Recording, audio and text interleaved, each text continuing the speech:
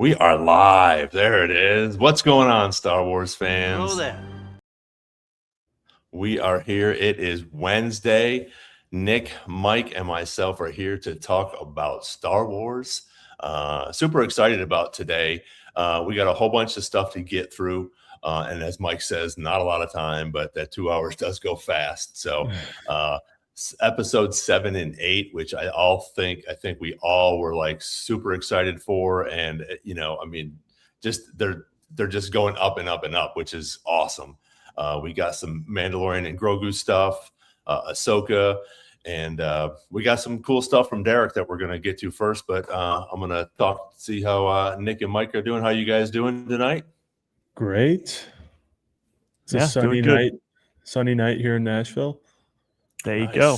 Nice. Yeah. We had some bad storms there the past few nights before that, and then when I got in here today, I'm out of town in Missouri, and when I landed, I got in an Uber, and the guy was showing me all these like hundreds of cars were smashed because they had like softball size hail yesterday, and the people that left their cars at the airport are going to come back to smash windshields and dents in their cars and stuff like that. But that was pretty crazy. So anyways, Jarvo is here. Elaine is here. Max Rebo, of course, is here. Darth Plagueis lives. Appreciate you guys jumping on. Nathan is here. Jessica is here. So thanks everybody for being here. Again, like I said, Derek is in California, and he actually sent us some cool things. So I wanted to go through some of those that he. There's Derek. There he is. Big D. What's up? I hope you're having a fantastic time. Super jealous of all these pictures. I think this is the pass. Sorry, Mike, you're going to get a little blocked out, but that's the After Dark pass. Here we can do one of these. Pretty cool. Obviously, a big. There we go. Big Mandalorian and Grogu push. That's awesome. And we have the C-3PO. Is that the container? How it lights bucket? Up. Yeah. Is that? I don't know if that's the popcorn bucket or what, but that's pretty cool that the lights light or the eyes light up. Yeah, that's pretty awesome. That's pretty awesome. And I have two videos. I'm gonna play the first one, and then I was trying to download the picture that he sent us with Sam coming out on stage, which is pretty awesome that he was there when Sam came out the other day or yesterday or whenever it was. But this is I think Vader. So we'll listen and watch this real quick. It's about 30 seconds long.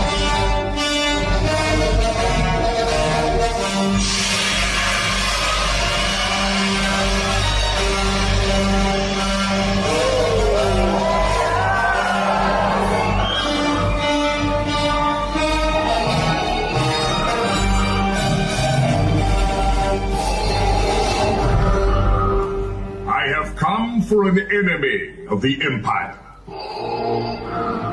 I sense his presence. Establish an interrogation zone. Oh, that's very cool. That's the first one, and this is the second one, which is pretty cool too. Everybody that's been to Celebration will understand this one as well, because this usually goes on once or twice in Celebration during the panels.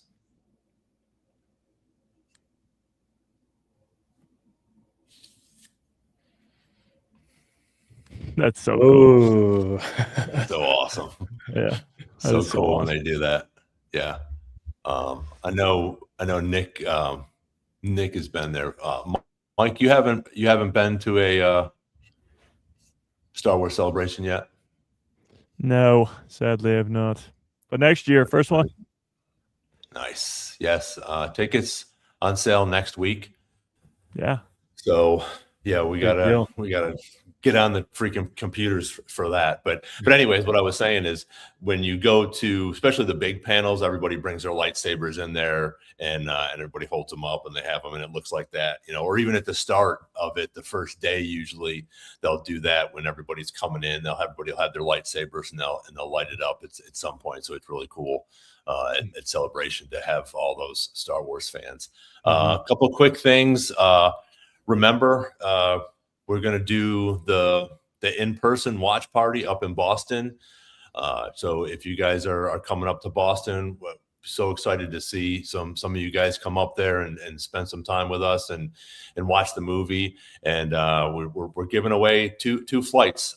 So if you're in the U.S. and you weren't going to come because you couldn't afford to fly, Mike and I are giving two flights away. So please reach out to one or both of us. You have to be subscribed to both of our channels, and we should be announcing it probably either Thursday on Mike's or Friday at some point. We'll put it up or reach out to whoever the winners are, and that. So one other thing.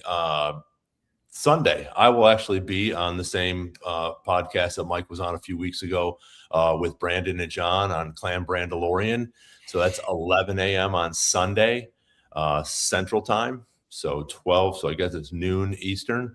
So I'm excited about that. We'll do some predictions here, and we'll do some predictions there as well. So because it'll be before the last two episodes come out. So, which is a good segue into what we can talk about, which is this guy right here. I got one thing.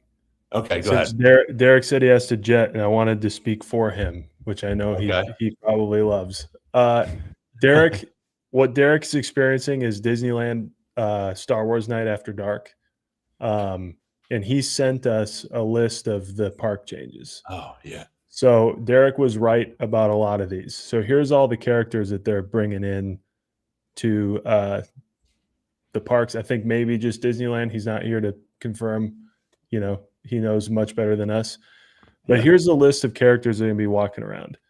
The Mandalorian and Grogu, Boba Fett, Emperor Palpatine, Royal Guards, Darth Maul, Fennec Shand, Queen Amidala, Anakin Skywalker, R2-D2, C-3PO, Hera and Chopper, Jawas, Ewoks, Chewbacca, R5, Han Solo, Princess Leia, Luke Skywalker, Darth Vader, Imperial Stormtroopers, Captain Phasma, First Order Stormtroopers, and Frigrin Don in the Modal Nodes, which is the Cantina Band.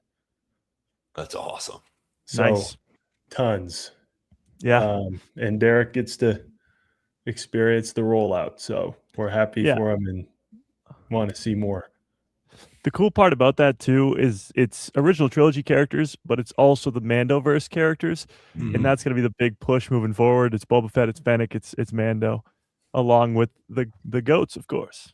And for those who might not know, we've talked about it a bunch, but the park initially tried to keep it sort of in universe in a very particular time frame with a particular story that involved only a few characters. They're doing away with that, and now we just get a Star Wars park. And I saw Derek can confirm this in the chat, but I saw they also have kind of expanded on the music they're playing in there. Now they're just playing legit like John Williams music, whereas before they were not. So giving the people what they want, I think. Yeah, absolutely. And it takes place, I guess, right when, or this is all happening, this big shift is happening right when Dave Filoni is in. Kathleen Kennedy just stepped down. We got a new CEO at Disney as well. Like, you're seeing changes for people who wanted changes, new leadership changes.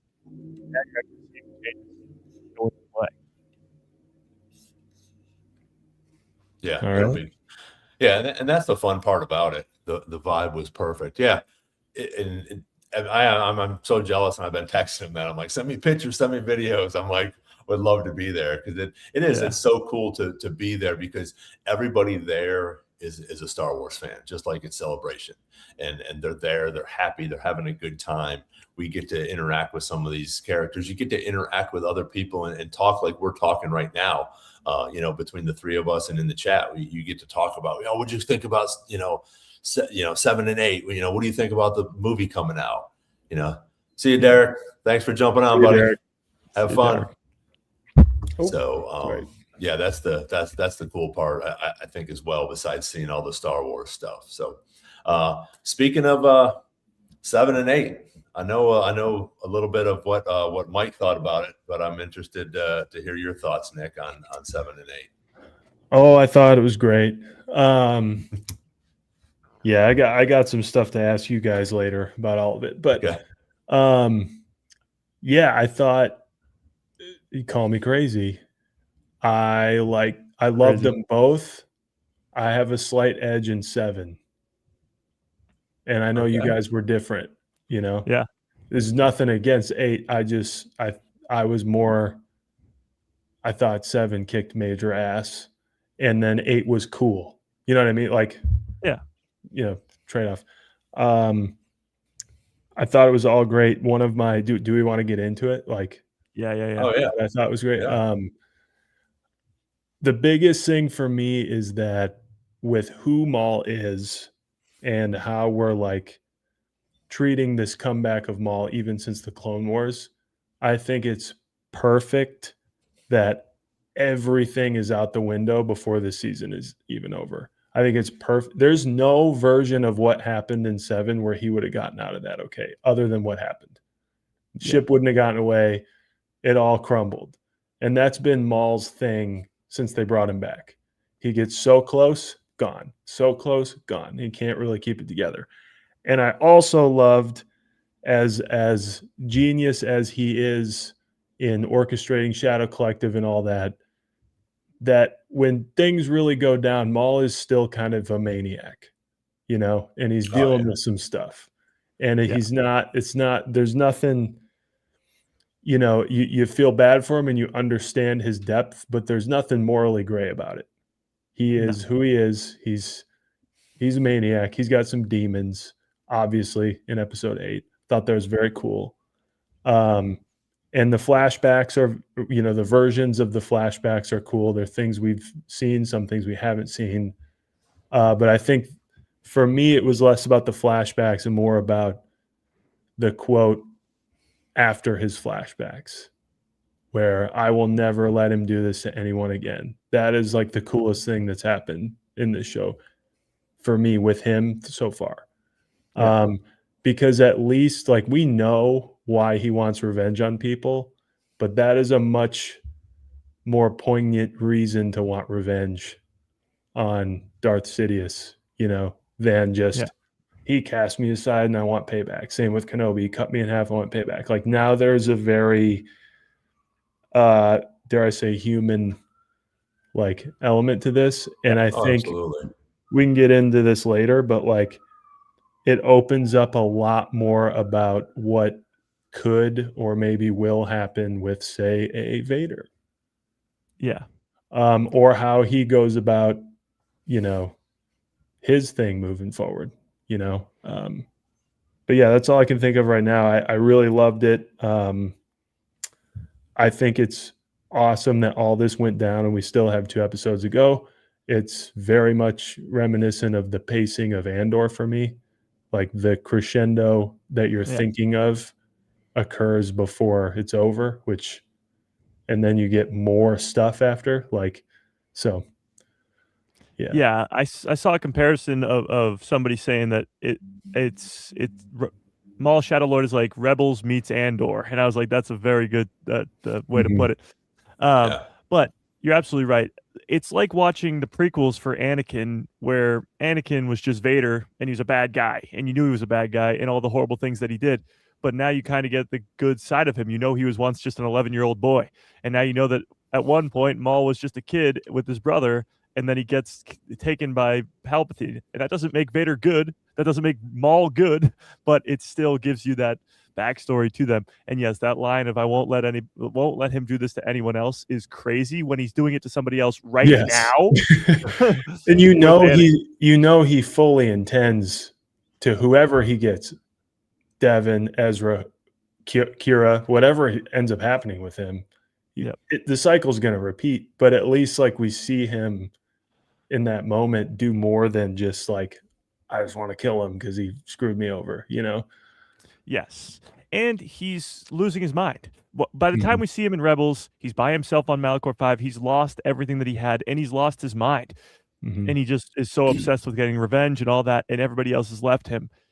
You're seeing it now, the seeds of it be planted in this series, with even in episode 7, I think, when 7, when Rook Cass says, "I think this girl is clouding your judgment." Even Rook is like, "You're messing up here, buddy." But he doesn't see it that way, because he's just losing it. He wants revenge, and he wants it so bad that nobody's going to stop him. And that's going to come back to, bite him in the ass eventually. And we know that for a fact, because we know where his story ends. But it does add so much more to that Rebels stuff with Maul.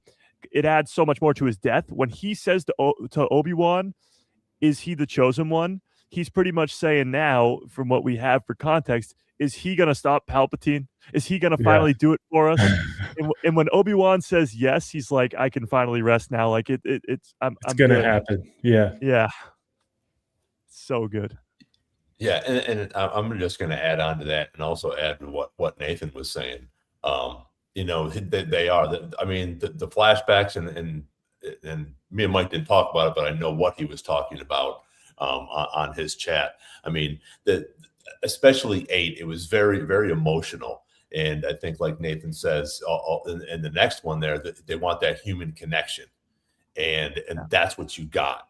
And I thought they were both of them episodes were great, but the emotional one was 8, even though we got a bunch of lightsaber duels and stuff like that. But yeah, when after he already deals with the puddle, and he sees his face, and he just gets pissed off at it or whatever, and then after he gets defeated and he comes back and he sees himself as a little boy, and he has that tear. I mean that was just so emotional.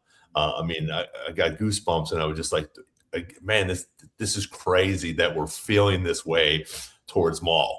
Especially if you look back and think of what he's done and things like that. But the flashbacks with him and Palpatine that we've never gotten before, was just insane. So you see, and that was just a touch of what Palpatine did to him.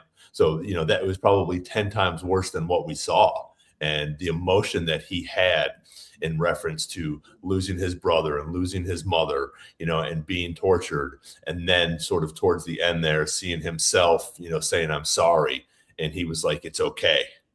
I got goosebumps now, but it was just so cool, because that character, like Mike said, it's one of your top 3 or top 5. I mean, what an amazing character. And we only got him for a little bit until luckily Dave brought him back in the Clone Wars. And now it's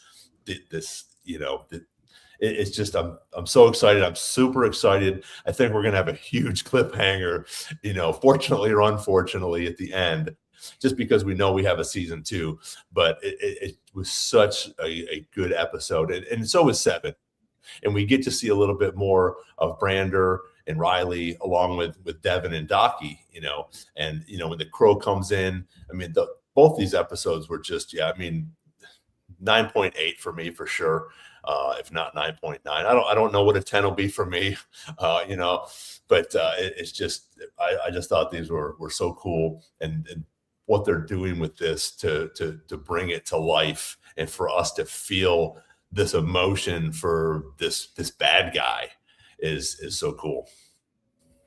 Yeah, and honestly, I always think of it this way, because Maul returned. Somehow Maul returned, and it happened before somehow Palpatine returned. So it's almost like watching Maul Shadow Lord is the blueprint of how they can do this with Palpatine. Now, I'm not going to say we get a Palpatine show, but if something before the sequels happens that gives you the story that we're getting with Maul right now for Palpatine, and again, I'm not saying we're going to feel bad for Palpatine in any sort of way, but at least explaining his return more, because Maul has become one of the greatest characters in Star Wars, and that's not even like an over-exaggeration. He just is. And to have that happen to a character after he gets sliced in half and you think he died for like 5 years, 6 years, and then he comes back in the Clone Wars, that is just a blueprint on how you can do it with Palpatine, how you can do it with Ventress, how you could, like, with all these other characters. Obviously, you can't do it the exact same way, but it is possible. I know the joke is that no one's ever truly gone in Star Wars, but 95% of people, when they die in Star Wars, they remain dead in Star Wars. It's just really cool to see that, Maul, he's getting it done in his own show when his character in his first appearance got sliced in half and you thought he died. Mm-hmm. Yeah. And like I said, just bringing that human element into it, where we really never had that with him before. And he's definitely going to that psycho, side. And I think, and Mike, you called that with the rest of his gang there. These guys were like, hey, you know what? The money's not here. They have a little more conversation with Rook, but then all of a sudden, they're jumping in, the ship. And again, like Nick said, they go up, they get shot down. Luckily, he wasn't on there, which was cool. And we know he's not going to die for a while, but for them to set that up like that the Mandalorians were like, hey, we're out of here, but and I really like that Rook is sticking around. She's sticking by his side. And she says that, I've been by your side since you had the Darksaber and we're the leader of Mandalore, and she's going to hang out with him. And I think that she will be around next year. Like I've said before, maybe I'm wrong. Maybe she is the armorer. I don't think so. I don't think that she'll die this season. Like I said before, you don't bring in Vanessa Marshall to crush this character and do such a good job and then kill her off. Those were really cool things too that I thought, like you said, like I said, Mike called that for sure, with his, who knows who we're going to have left, by the next two, Well, it's starting to collapse already. The Mandalorians, they turned on him. Rook Cast is saying your vision is clouded by this girl. You're also having Scorn get stabbed through the chest by a lightsaber. He's gone. And so now you're down to one Zabrak brother. You're down to half of your Mandalorians. Maul is extremely injured and hallucinating in a cave, or in a tunnel. So he's really like going into this final 2 episodes, he's taken a huge hit. Half of his army is dead, and he has one leg, pretty much, and it's barely working. So he's going through it, absolutely going through it. And now you're seeing going into the finale, he's going to have some strange allies. That episode 9 is the title, Strange Allies. And he doesn't just want Devin at this point. He needs her and her master and Brander Lawson if they're going to survive, if they're going to beat the Empire. Yeah. He doesn't just, it's not just he takes her with and she helps him win. He's in a dire situation right now, and he needs all the help he can get from our protagonists, who also need to maybe get over it and take the help from him too. Yes. Because like you were saying, he's very injured. I saw some, I don't know if you guys saw it, but I saw I'm going to give it to him. Everything's collapsing around him. He's got a bum leg, which is really like a bum lower half completely because it's all connected. He's losing his mind, and those two kind of whip him. And from what we've seen of those two in other areas of canon, they don't whip anybody. So yes, like I think it shows a little bit maybe that Inquisitors can be fearsome, but also that Maul is in a very, very bad spot all around. Like we were just saying earlier, like in that scenario, there's no way he gets out other than the way he lost, But one thing that I kind of forgot until last week when we were doing this is that like Shadow Collective is not where he ends up. Crimson Dawn is where he ends up. Like we were talking about, like who does he get the Hutts? Does he get all these people? Like he ends up settling, and we know from Solo, he ends up settling with running the show at Crimson Dawn. And so I thought it's also very cool to get that, Dryden Voss name drop at the end of the episode, so that we have a little time left yet this season to at least get like a jumping off point. Maybe that's all we get. Who knows? There's a lot of ground to cover. I don't know how long the next 2 episodes are going to be, but sorry, I got off track. Mike, you're right. He's going to need help from everybody. Yes. Depending on what happens around everybody, but yeah.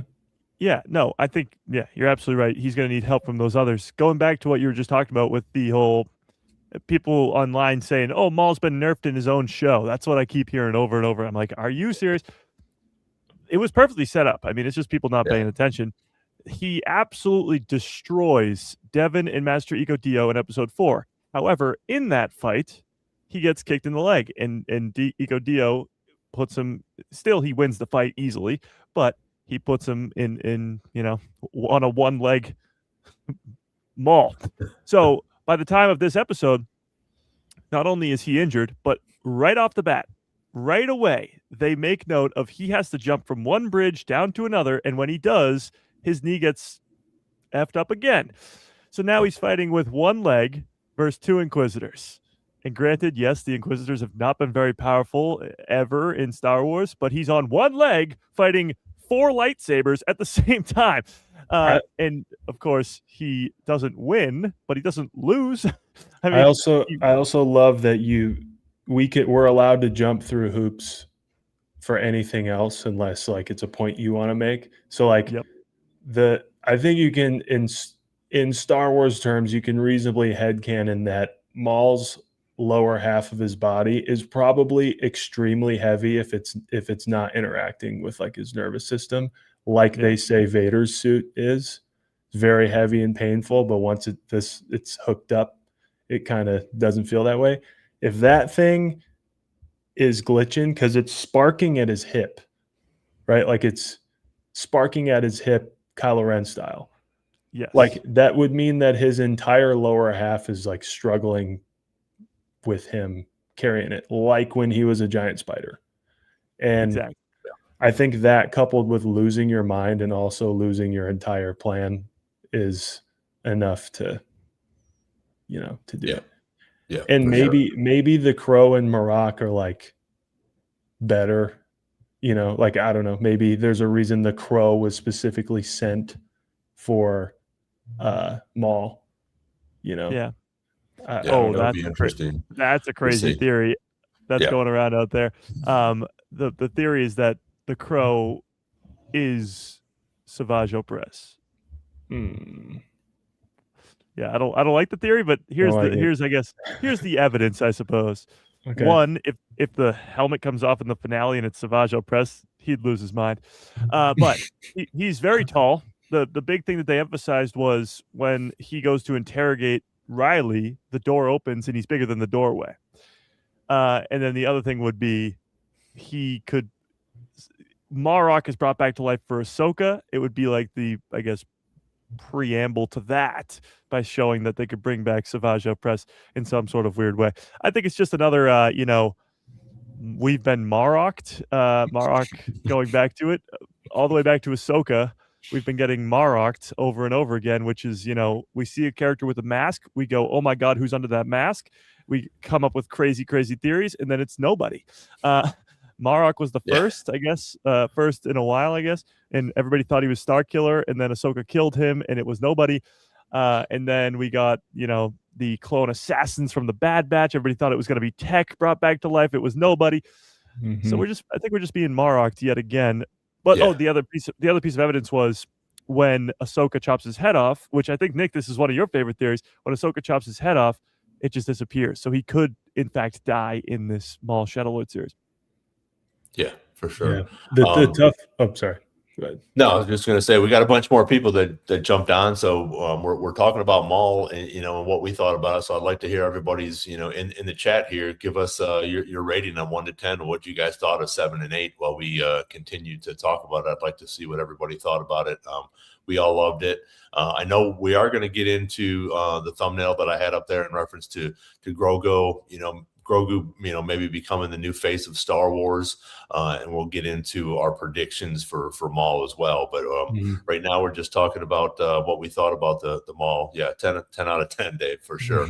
So, I think you guys are correct, and I don't think, Mike, I think you're exactly right. We're getting Marok again because I don't think there's anybody in there. Yeah. My thing as well, even though he's tall, Asajj was wide as well. I mean, just huge. So it'll be interesting if that pops up. Vegas Jedi, welcome. Appreciate you jumping on. So yeah, I think it'll be cool to see what these two Inquisitors continue to do, and how Maul is going to turn this around. Because, like you've shown on your channel, Mike, the scene that we haven't seen yet is Devin and Maul fighting. Is it Morok or the Crow? And then, but one of them is, well, no, it's Devin and Maul fighting. Correct, Mike? Or not Devin, Docky and Maul fighting in the distance. So Devin's fighting the two Inquisitors while Docky and Maul are fighting in the distance. And it looks, honestly, from that trailer, it looks like the same bridge that they were just on in episode 7. So I don't know if they go back to the scene of the crime or something. But yeah, it looks like it's on that bridge or a bridge similar to that. And Devin is fighting both Inquisitors at the same time. Granted, she's not on one leg, she's on two. And Docky is fighting Maul.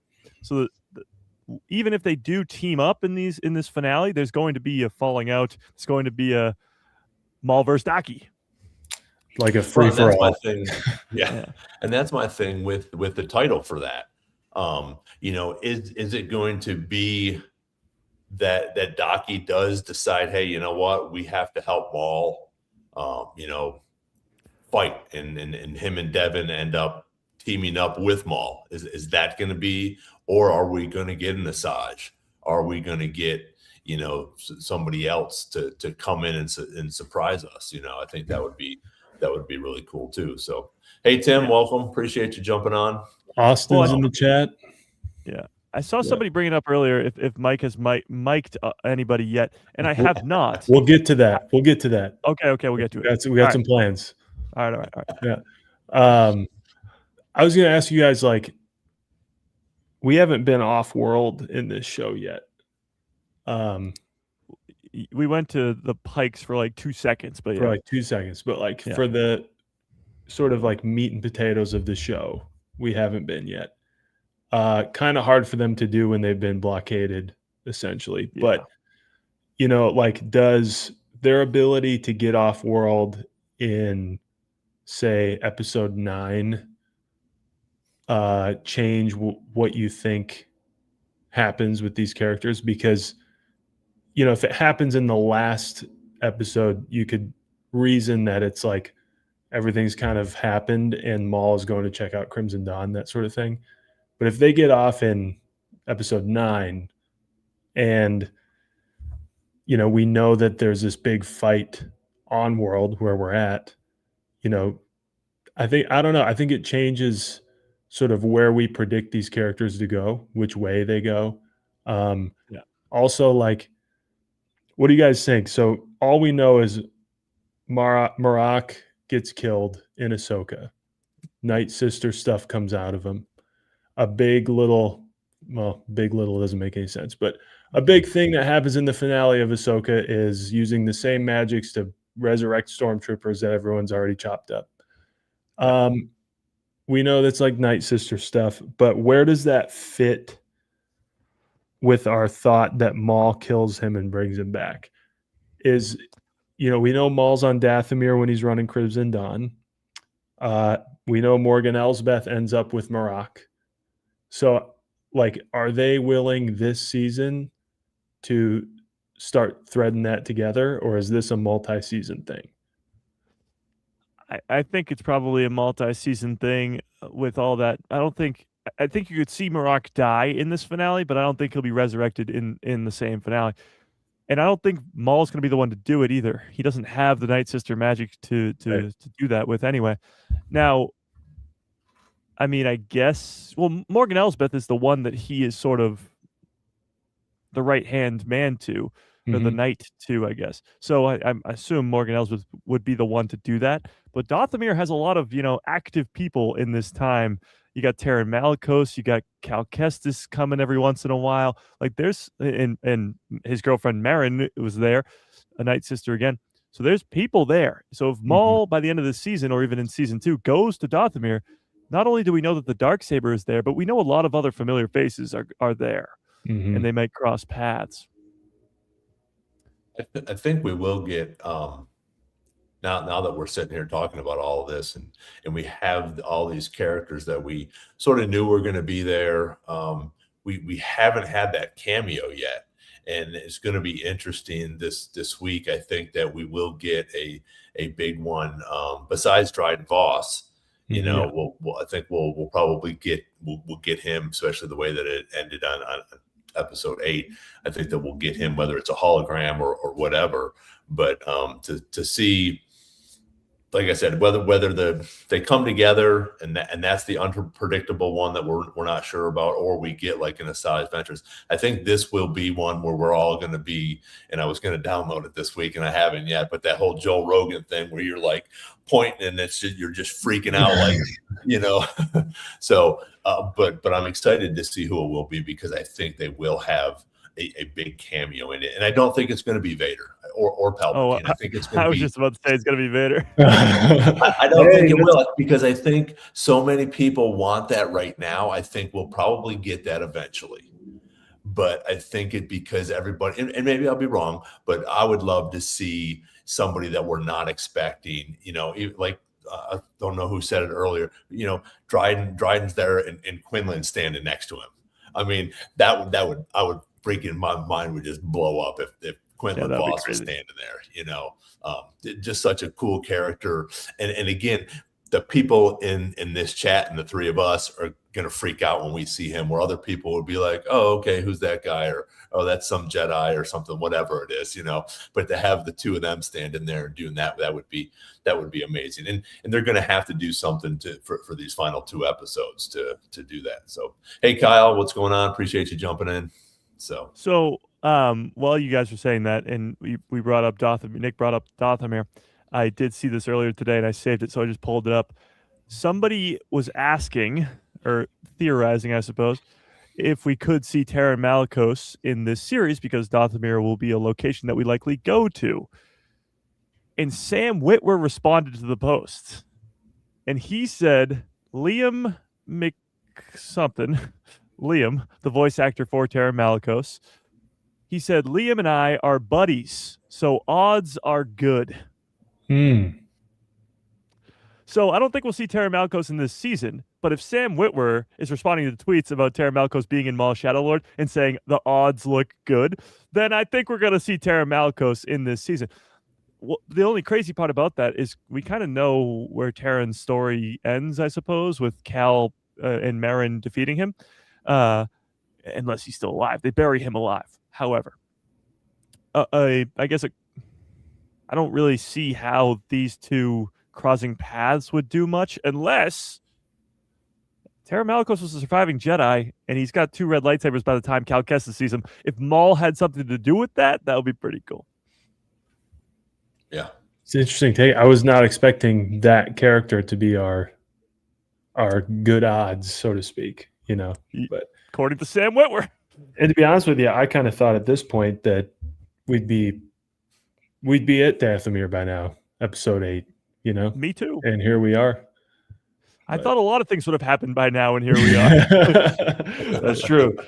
That's true. We can check in on those. But getting here has been fantastic still. Yes. Even though we haven't had any cameos, we haven't been off world except for, you know, to the Pike's home world for a couple, you know, seconds there. And I think that's the cool part about it. It's that slow build, because again, we know Maul's backstory, but the normie fans, they're building up on that. Every week we're getting a little bit more of Maul's story, which I think is really cool. And then I'll say same with Docky and Devin.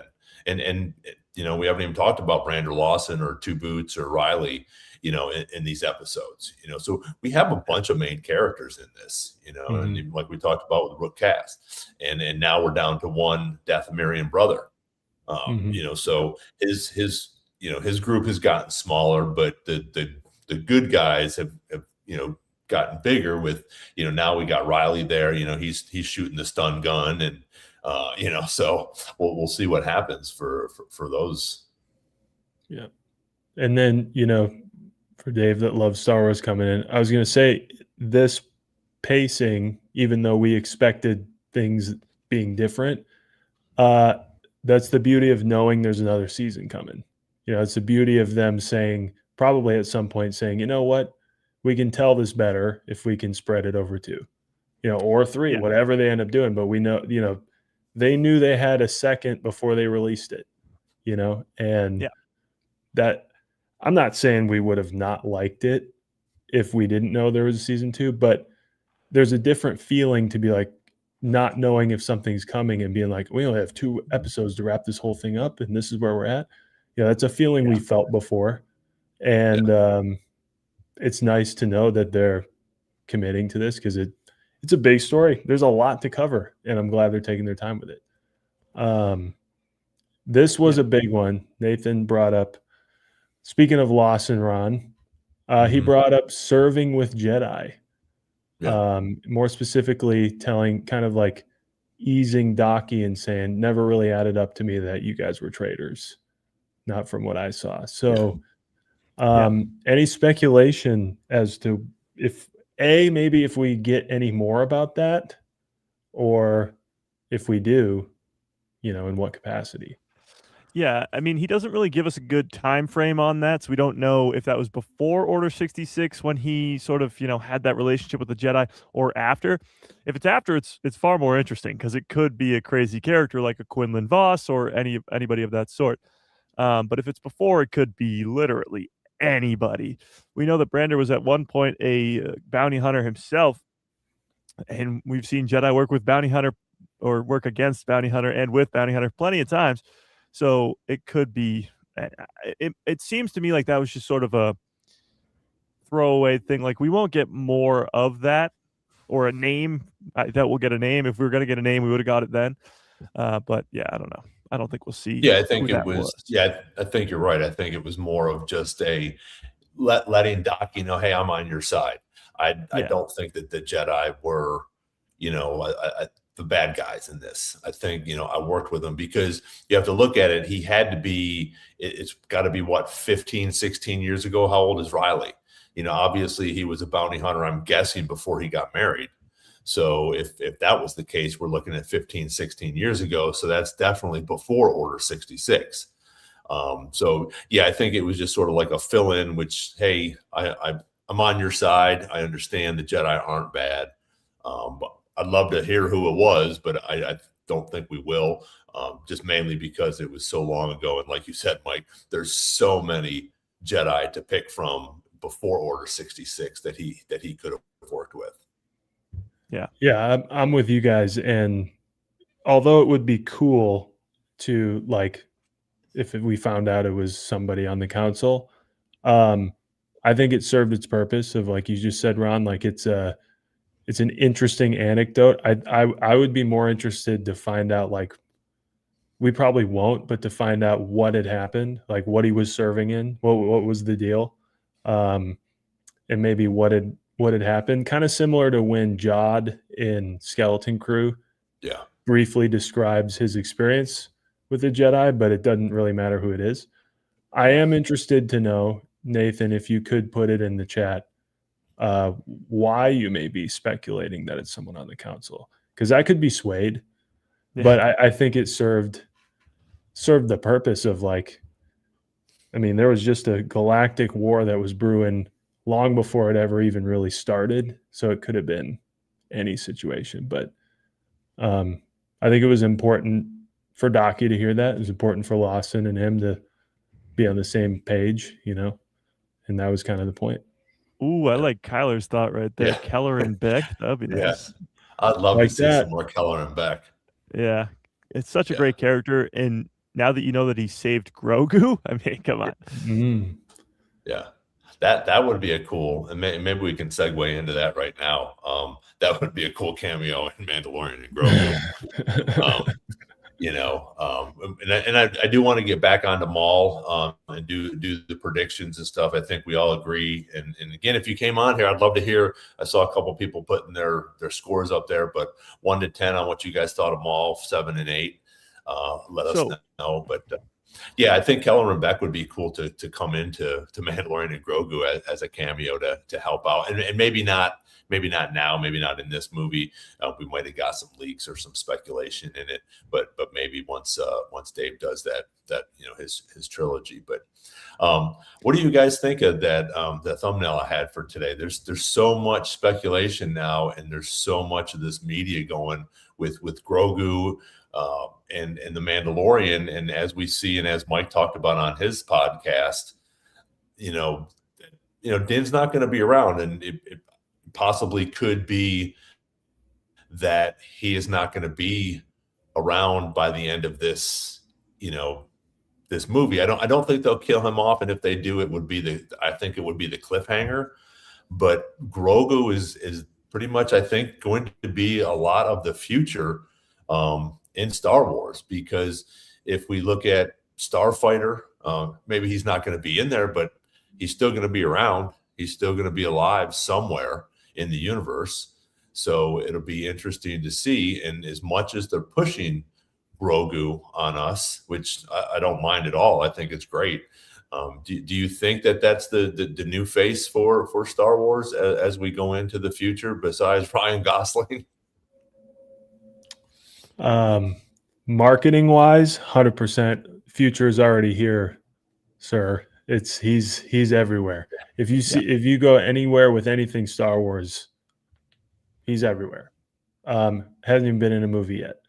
I do need to be convinced that he could be the face in terms of like carrying stories. He can't talk as far as we know. He, like, as much as everybody loves him, Din, like you just said, Din is kind of the vehicle of the story. I don't see Grogu, unless something happens, being able to like solely carry a story. The story could be about him, but the face of the story will not be him. Marketing wise, dude's already the face of the franchise. That's already happened. And it's great. It's very, very audience friendly. I think, to that point, Grogu's only going to be, dead in a couple months here, but Grogu's only going to be, he can't be the main guy, not just because he doesn't talk now. Eventually he will speak, but even still, as great as a character Yoda was, he could speak. He was never the main guy. He reminds me more so of a Chewie. Chewie needs Han there too.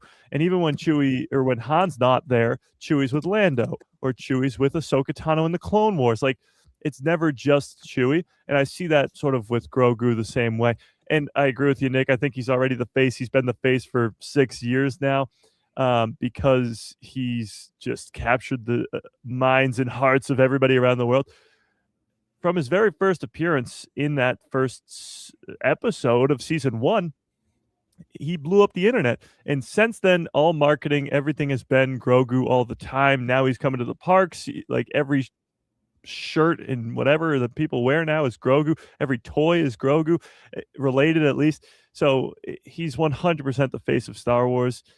Whether that's a good thing or not, I feel like I've seen some people have some Grogu fatigue online. I'm nowhere close to that. I could take Grogu all day long. But yeah, I think he's definitely the future. I just don't know how much they're going to utilize him in stuff like Starfighter, the Rey movie, post-sequel content. He should be involved, but how much he will be, I don't know. Yeah, I think it'd be interesting if he were to get into like Rey's Academy, to get in there, and whether he's a teacher at that point or he is still a student, because again, he's got, especially my thing is realizing that he did 2 years with Luke. That was the big thing. Mm-hmm. He trained for 2 years with Luke, so he's definitely got some powers. He's learned how to use a lot of them, I think, and get around. But for him to be the face and the main character, I think you're right. I think he has to have somebody to go along with him, or be a figure like Yoda and come around, maybe give some advice, help some people out, do some different things, however they want to put him into the story. But he's not going to be the Luke Skywalker. He's not going to be the Anakin. for so long, or the Rey, or so I think that'll be interesting to see what's going on. But as you guys both have said, and I realize, because as you guys know, because I send you pictures all the time, the collector that I am, when I go and find and see things for Star Wars, there is so many things for Grogu, whether it's a pop, whether it's a t-shirt, whether it's something new that's coming out. There's so much Grogu stuff that's out there. The posters and the little memes and everything, because he is cute. I mean, he's cute, he's funny, but he's also powerful. He touches all of us with his relationship with Din. So I think right now he's definitely the face of Star Wars, and I think he will continue to be for a while, especially if Dave puts these three, this trilogy together.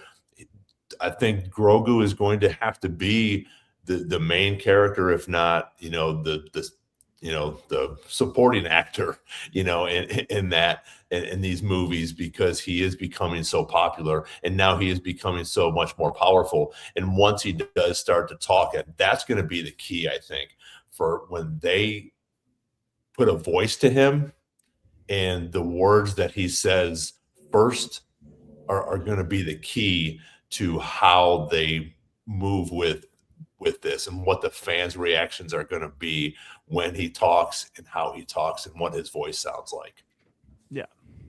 Yeah, for sure. I mean, him speaking is a big deal. I mean, however he sounds and whatever he sounds like, that'll be a big deal. But so was naming him Grogu. I remember when that happened and people were like, Grogu, really? And then now it's so just second nature, I guess. But to your point, if you look at the last 6 years, 6.5 years with Star Wars on Disney Plus, Grogu's been in 4 of the seasons of television. I don't know how many seasons there are, but he's in at least 4 of them, and he's getting his own movie. Not his own, but with Din Djarin, he's in a movie. In the title. Yeah. A movie in 4 seasons is quite a lot. It's more than most characters ever get. Mm-hmm. I think it also depends on what his path actually is, not necessarily like the plots of these movies, or what he's going to do, if he's going to train or whatever. But we thought we had a good idea of what his path would be after season 2 of Mando, wondering what happened to him. And then pretty immediately we got, another deviation from it. And now we're wondering in this movie, especially Mike, if you get what you want and I get what I want, Din might be gone. And wait, who said I said? I didn't say that. Yeah, it depends where he goes, because I don't know if you attach Grogu to, say, we do an Heir to the Empire thing, does Grogu need to be in that? I don't know. I don't think he's like the face for that. I think he's the face like BB-8 took over the world for a while, but you can do it forever with Grogu. So I think it depends. And then maybe it's more valuable to save him for later. When we get into Starfighter time, when we get into that stuff, he's a little older, he's been doing stuff, but that all depends on where we leave him in this time period. Well, and that's what I was trying to look up. So Mandalorian is what, 9? So he's 50 during Mandalorian. Force Awakens is how many years after that? 20? 25-ish. Mm-hmm. Oh, only 5? 25. Yeah. So now he's 75 during Rey's time, and then Starfighter is 5 years after that.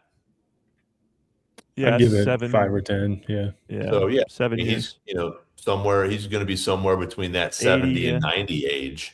Where Yoda started training younglings at 100.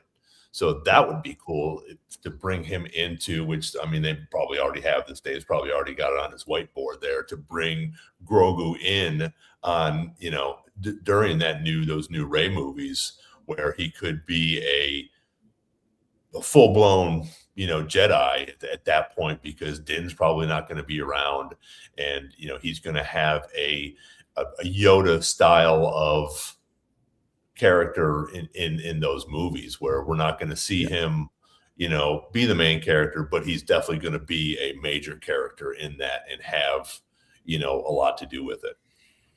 Yeah, he's the guy who will sell you toys. Like Right, too. that's sort of like he's not going to be the guy who steals all the screen time and saves the day. Maybe he saves the day once or twice, but like you're still going to have the other main characters doing most of the work in the movie or in the show, but he's still going to sell the toys. Yeah. Agreed. Yeah, like Holly said, he is for the younger audience for sure. But we all still enjoy him, and that's the fun part about it, and that's the great part about Star Wars, I think. Yeah, he's like with the animation. Yeah, he's like R2. He's like Chewie. He's like an Ewok. He's like Jar Jar to an extent. That's sort of the type of character that he is. Well, I think Nathan maybe. Sorry if I'm missing who said it, but he still kind of is the key for Project Necromancer. So like the story, it's not just having him along to be like someone that Din cares about. He is kind of a central like linchpin for why things are happening, but that doesn't mean he has to be like, that doesn't mean the expectation has to be that he's Yoda or the next Mandalorian Jedi or whatever. He could be. It just really depends on like where this story right now takes him. And then I definitely think they'll save him for later based on wherever this takes him. Well, what's true too is, and Kyler brought it up in the chat, the question is, where is Grogu during the sequels? Grogu has denied being a Jedi. He had the option to with Luke. He denied it. He wanted to be a Mandalorian instead. So he's a Mandalorian. You don't see a single Mandalorian in the sequels. So that's probably where he is. And it makes the Mandalorian story all that more interesting, because why are they not in the sequels? Why are they not? What's their deal with the First Order? They had a very hard time with the Empire, because the Empire not only took over their planet at first with Gar Saxon, but then when Gar Saxon died, they turned the planet to glass. So what do they think about the First Order? It's a whole nother story. But that's where Grogu is, and that story can be told just like at the same time as Revenge of the Sith is happening. Ahsoka is fighting Maul on Mandalore for the Siege of Mandalore. So you can either like both stories, like one more than the other. Like there could be a Grogu story that's happening right alongside the sequel trilogy that some fans might like more or whatever. But all that to say, that's probably where he is during the sequels. And to move past it with the Rey Jedi Order stuff, he might not be a Jedi still. Like he might be a Mandalorian who's just a Force user. I don't know. Yep. And to Jarvo's point, the next thing we get of him outside of this Mandoverse stuff could be Keller and Beck stuff. Like we can go in either direction with him, which is interesting. Because at the point of the Mandalorian, the Empire knows of him and knows how important he is and his existence. So how does he get from there to there? It's still like a 25-ish year gap between we see Kelleran taking him from the temple and where we see him in Mando season 1. All good stuff. Yeah, absolutely. Yeah, it is. It's all good stuff, and I think it's going to be fun to watch him sort of grow up for us, at least, for the next few years, to see where they're going to go with him and what they're going to do, because of that this trilogy, I think, will be a lot of it will be based on his character to some extent and what he's going to become. Yeah, I actually like what Holly said in the chat. Is Grogu like Omega? Can his blood be transferred? I don't think so. But what I like about this is they're setting up Palpatine's return as something so rare and impossible. They might need a combination of Luke Skywalker's severed hand plus Grogu's blood plus Omega being able to transfer that blood to all come together to make Palpatine live. And that maybe make Snoke. It maybe makes Snoke. So it turns from somehow Palpatine returned, and it's just like, oh, what happened there, to like the most impossible thing to ever happen in the galaxy. It takes this, that, the other, this, that, whatever. So I hope that they do that where Grogu's blood is very midichlorian heavy, Luke Skywalker's blood is very midichlorian heavy, but they can't be transferred. Omega is one of, if not the only person in the galaxy who can transfer it. And because we know Palpatine returns, we know Snoke rises to power, we know the heroes fail. We know they get Omega's blood, they get Grogu's blood, and they make this abomination.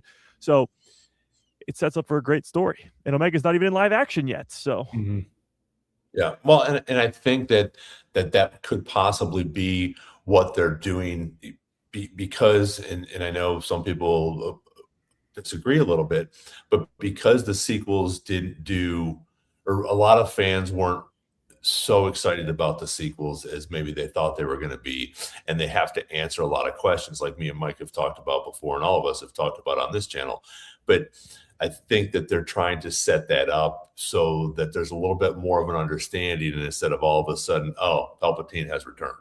I think that this can be the setup, whether it's through the Bad Batch or through, all of these things that are going on right now, with Omega, with Grogu.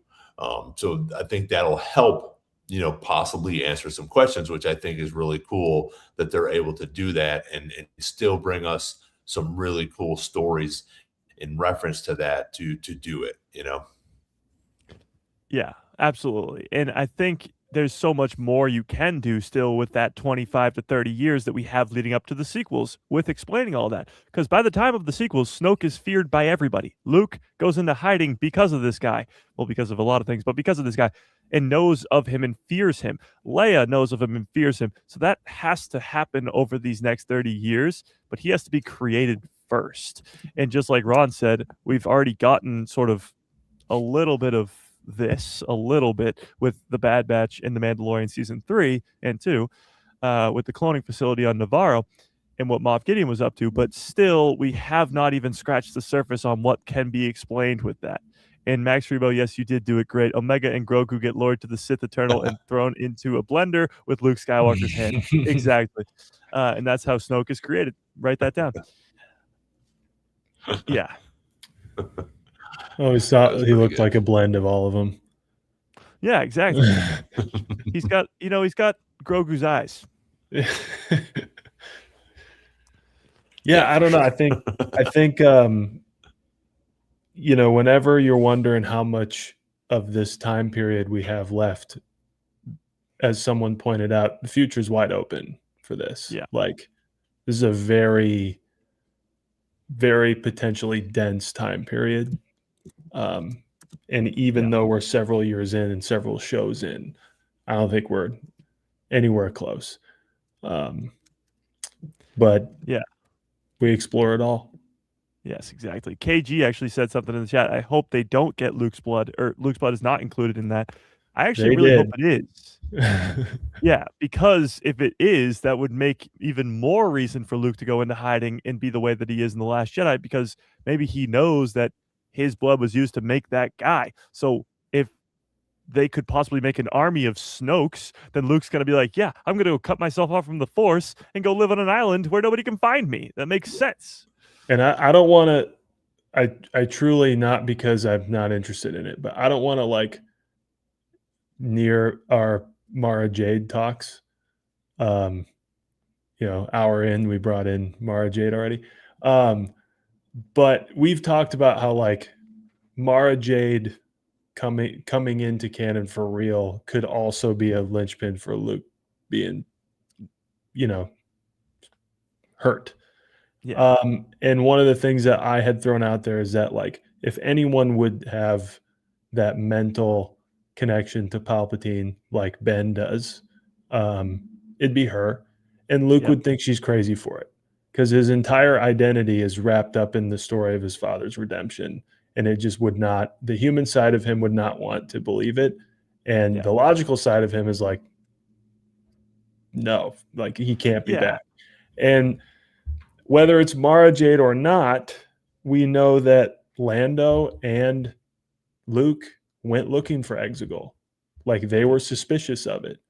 Yep. And at some point, Luke may learn that stuff's going down and he may think it's his fault, there's many things like that would bother Luke enough. But it all has to do with this necromancer thing, this First Order thing, this Sith Eternal thing. I think there's plenty of really good novels probably in the chamber about this stuff. I'm not sure how much on its face it'll be in like shows, but I think there's probably some good stuff. Yeah, there's so much good lore that they can explore in these with the books, which we've talked about before, which is really cool. So we had a 60-40 split with Grogu being in the face, 60 yes, 40 no. And I'm going to put this one up. If what do you guys think about the Mandalorian and Grogu movie? Let's see. Are you going to go up? Maybe I'll try to show it if I can. Stop that. Possibly. Oh, okay. I got to stop that one. And there we go. There we go.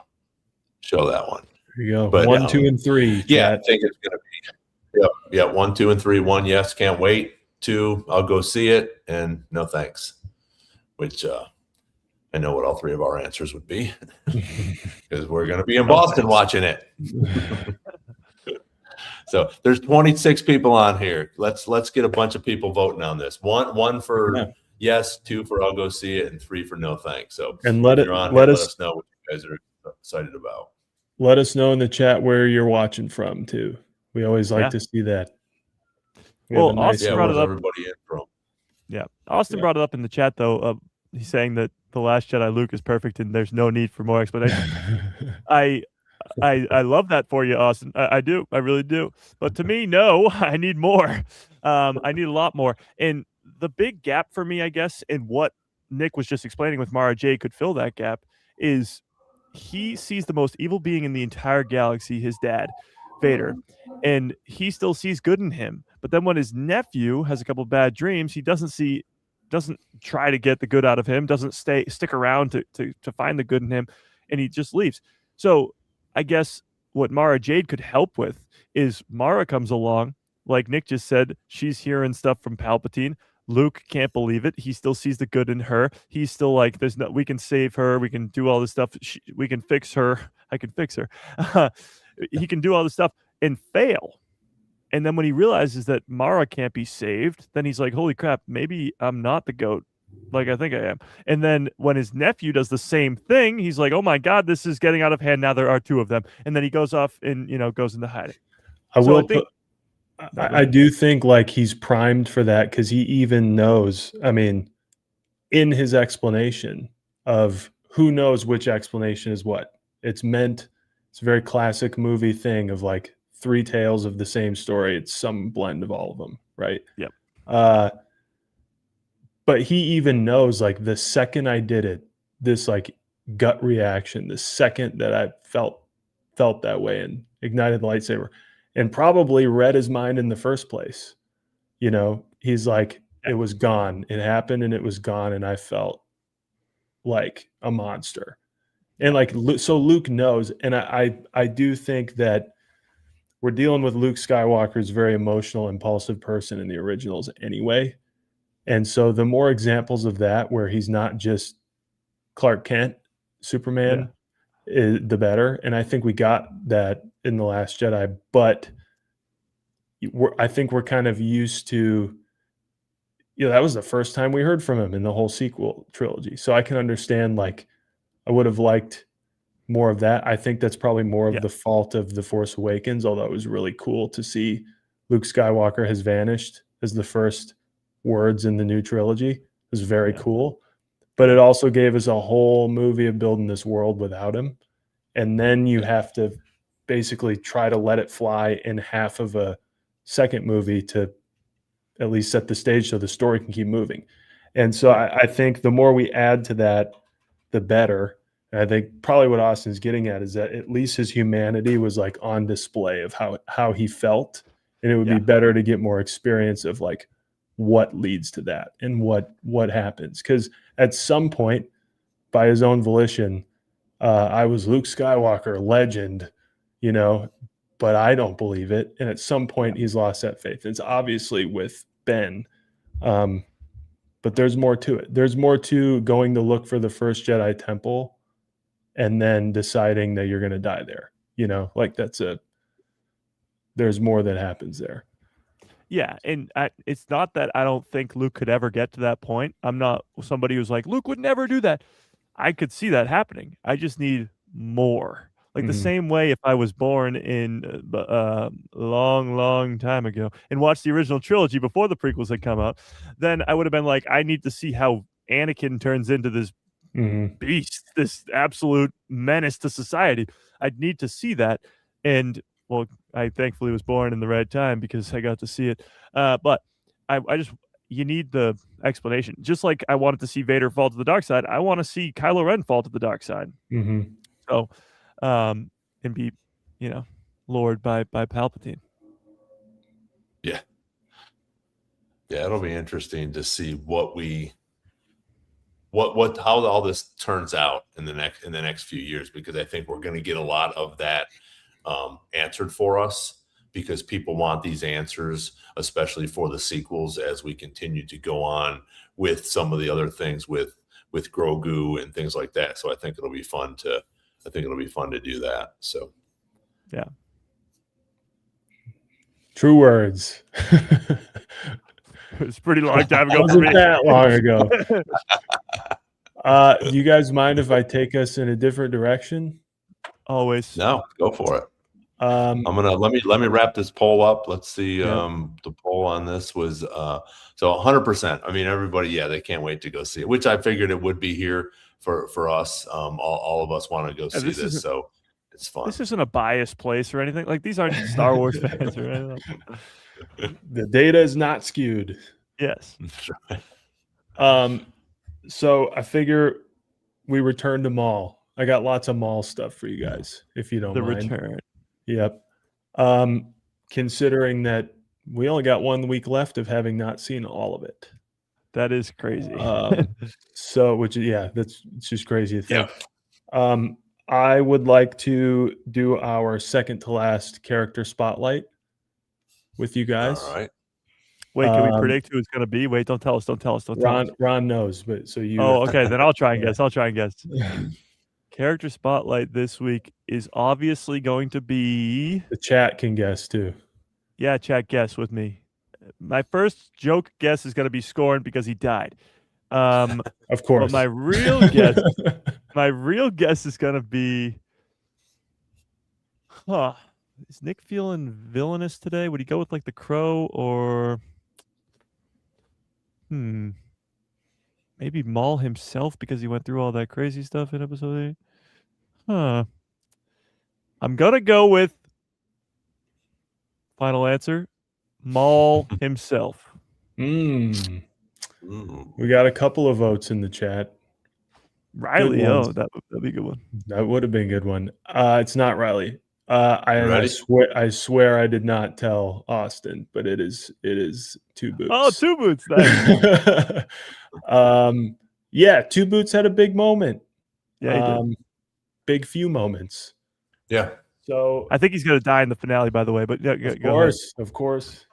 No, I actually do.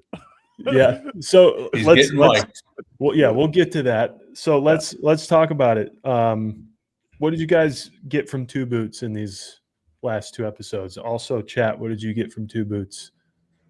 It was a great redemption, or not redemption, but it was a great slow burn of he's a droid, he's programmed to think this way, and then wow, I didn't realize how much I looked like 2 Boots right there.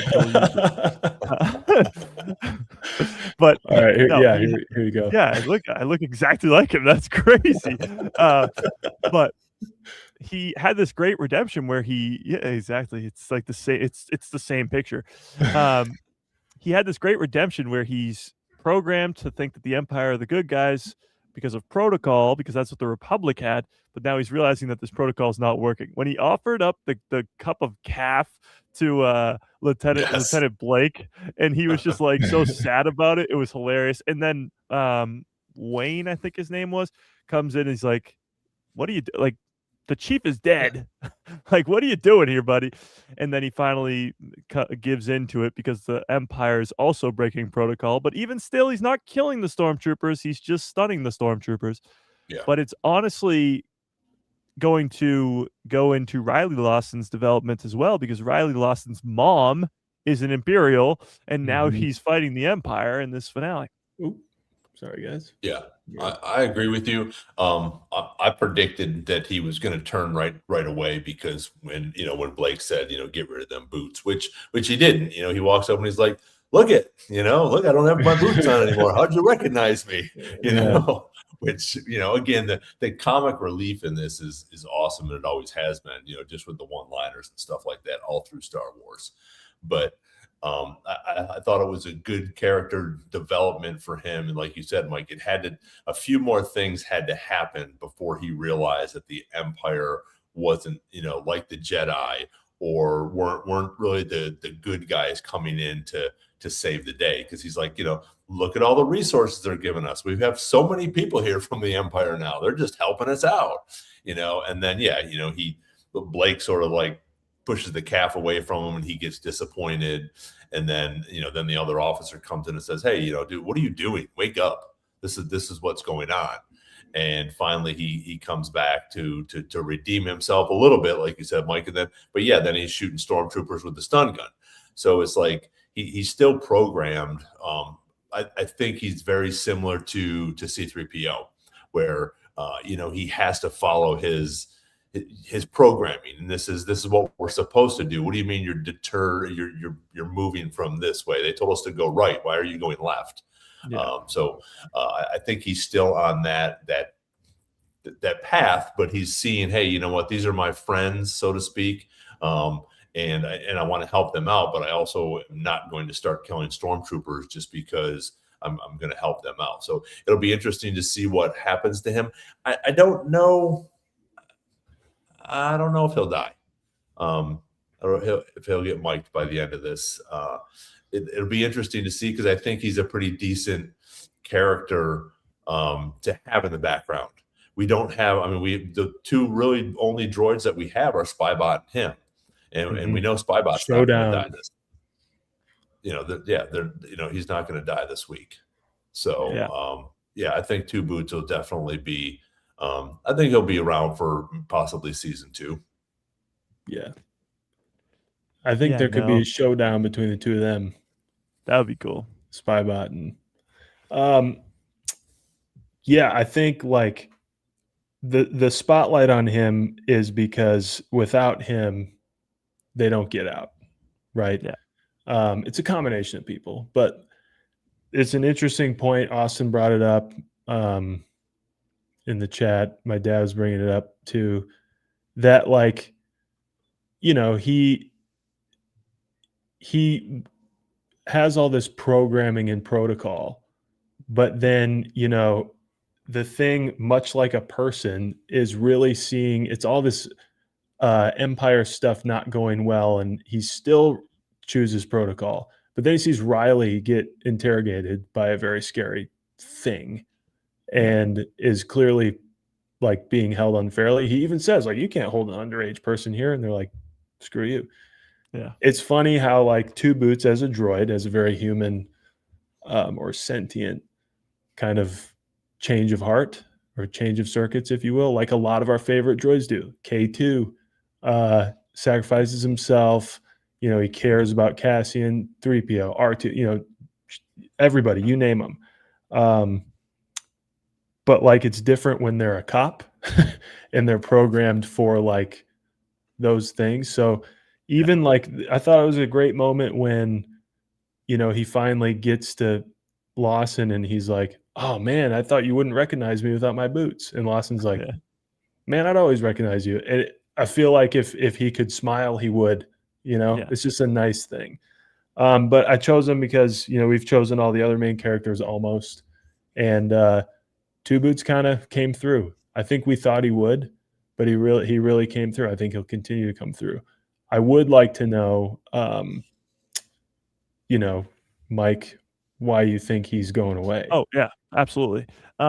So I think he's going to have, because you just brought him up, a very K2SO type death where they need to get off the planet. Like that he's a cop on Janix, but they need to get off the planet and escape the Empire.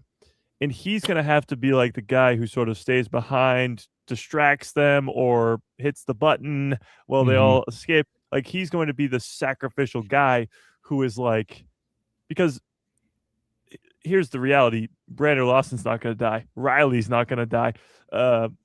Devin's not going to die. Maul's not going to die. So unless it's Two Boots, the only other option would be Master Ego Dio, which I also think he's going to die, but he's not going to die doing that. He'll die in some sort of epic battle versus Inquisitors.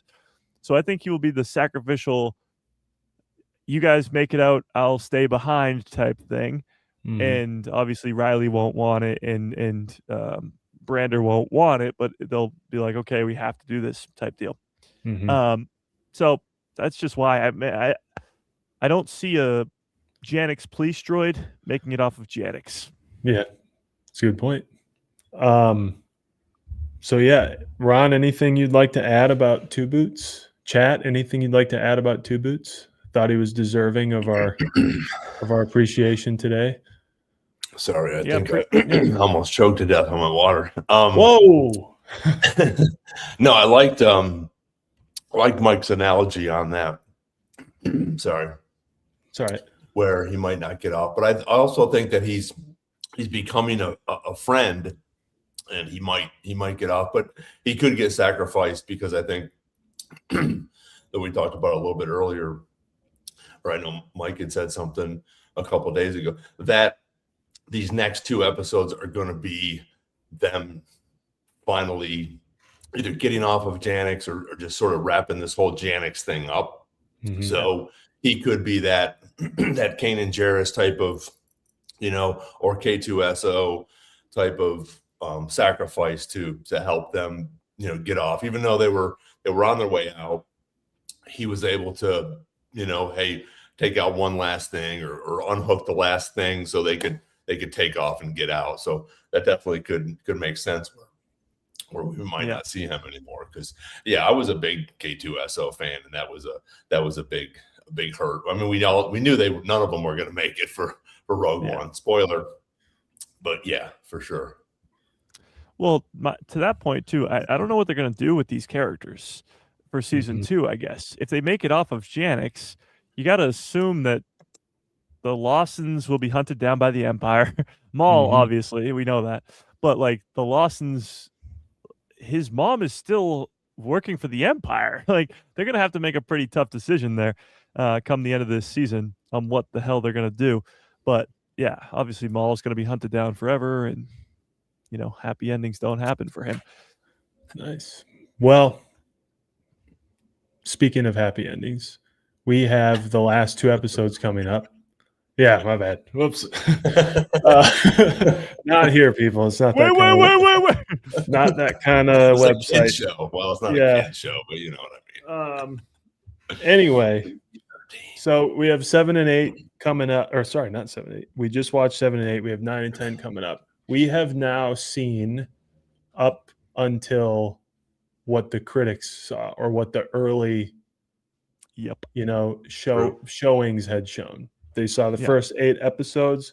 For a long time, I haven't checked or updated my knowledge, but the rating is critic rating still at 100. Anyway, at the time, critic rating was 100, audience rating was at 96. And we have now seen what they saw. So I'm curious if that was you and you were shown the first 8 episodes, like everyone else on that panel was, what would your rating be? Because that's where we get those numbers from. It's at a 98 right now, 98 from critics and a 90 from audiences, which is pretty high. So it didn't really deviate critic-wise from the initial screening. No. So 98, I mean, am I at a 98 out of 100 right now? Probably not. The last 2 episodes, definitely. And some episodes in there, like 1 and 4 for sure, and 6 probably too. Out of 100, I'd probably be in the low 90s, I would guess. I think when it comes to the finale, obviously we got to see how it ends. So I think, I think they were spot on with that, predicting how it's going to end, and obviously watching the first 8 episodes. Like, this is one of the best seasons of animated Star Wars we've ever gotten. and that's Mhm. not crazy to say either, which is wild. Yeah. Ron? Well, they posted it, that it is Maul Shadow Lord is now the highest rated Star Wars project ever. Which is pretty cool, especially being animated. But yeah, I'm right around there right now. I think that it definitely could possibly go up, for 9 and 10. But yeah, I'm definitely in the 90s for sure. Somewhere between 90 and 95. Because again, some of them, I think they've all been phenomenal. There hasn't really been a filler episode yet. I had spoken, and I think me and Mike had talked about it a little bit with the one episode. They built up Morok a little bit. Gave you a little bit of an introduction to him, which I thought was going to be a little bit more action. But then the next episode, that's all it was action. But I wasn't disappointed in it, and I haven't been disappointed really in. I guess I was a little disappointed in it, but I haven't been like, oh, that was a filler episode, or that was terrible, or whatever. They've all captured my attention. I watched them all the way through again, which again, like Derek has said a couple times, I think in the four of our chat, the four of us, when you watch them back to back to back to back, like all in a row, they do make even a little bit more sense, and you do pick up a little bit more things. I know we pick up a little bit more each time that we watch these things, but it's really cool to watch them all together all at once right now. And it doesn't take up, you're not watching Andor, you can't watch Andor in a night. But you can take 3-4 hours, you can binge watch all of these, especially when we get 9 and 10 all together. And it's definitely high 90 or between 90 and 95 for me right now. Nice. What about you, Nick?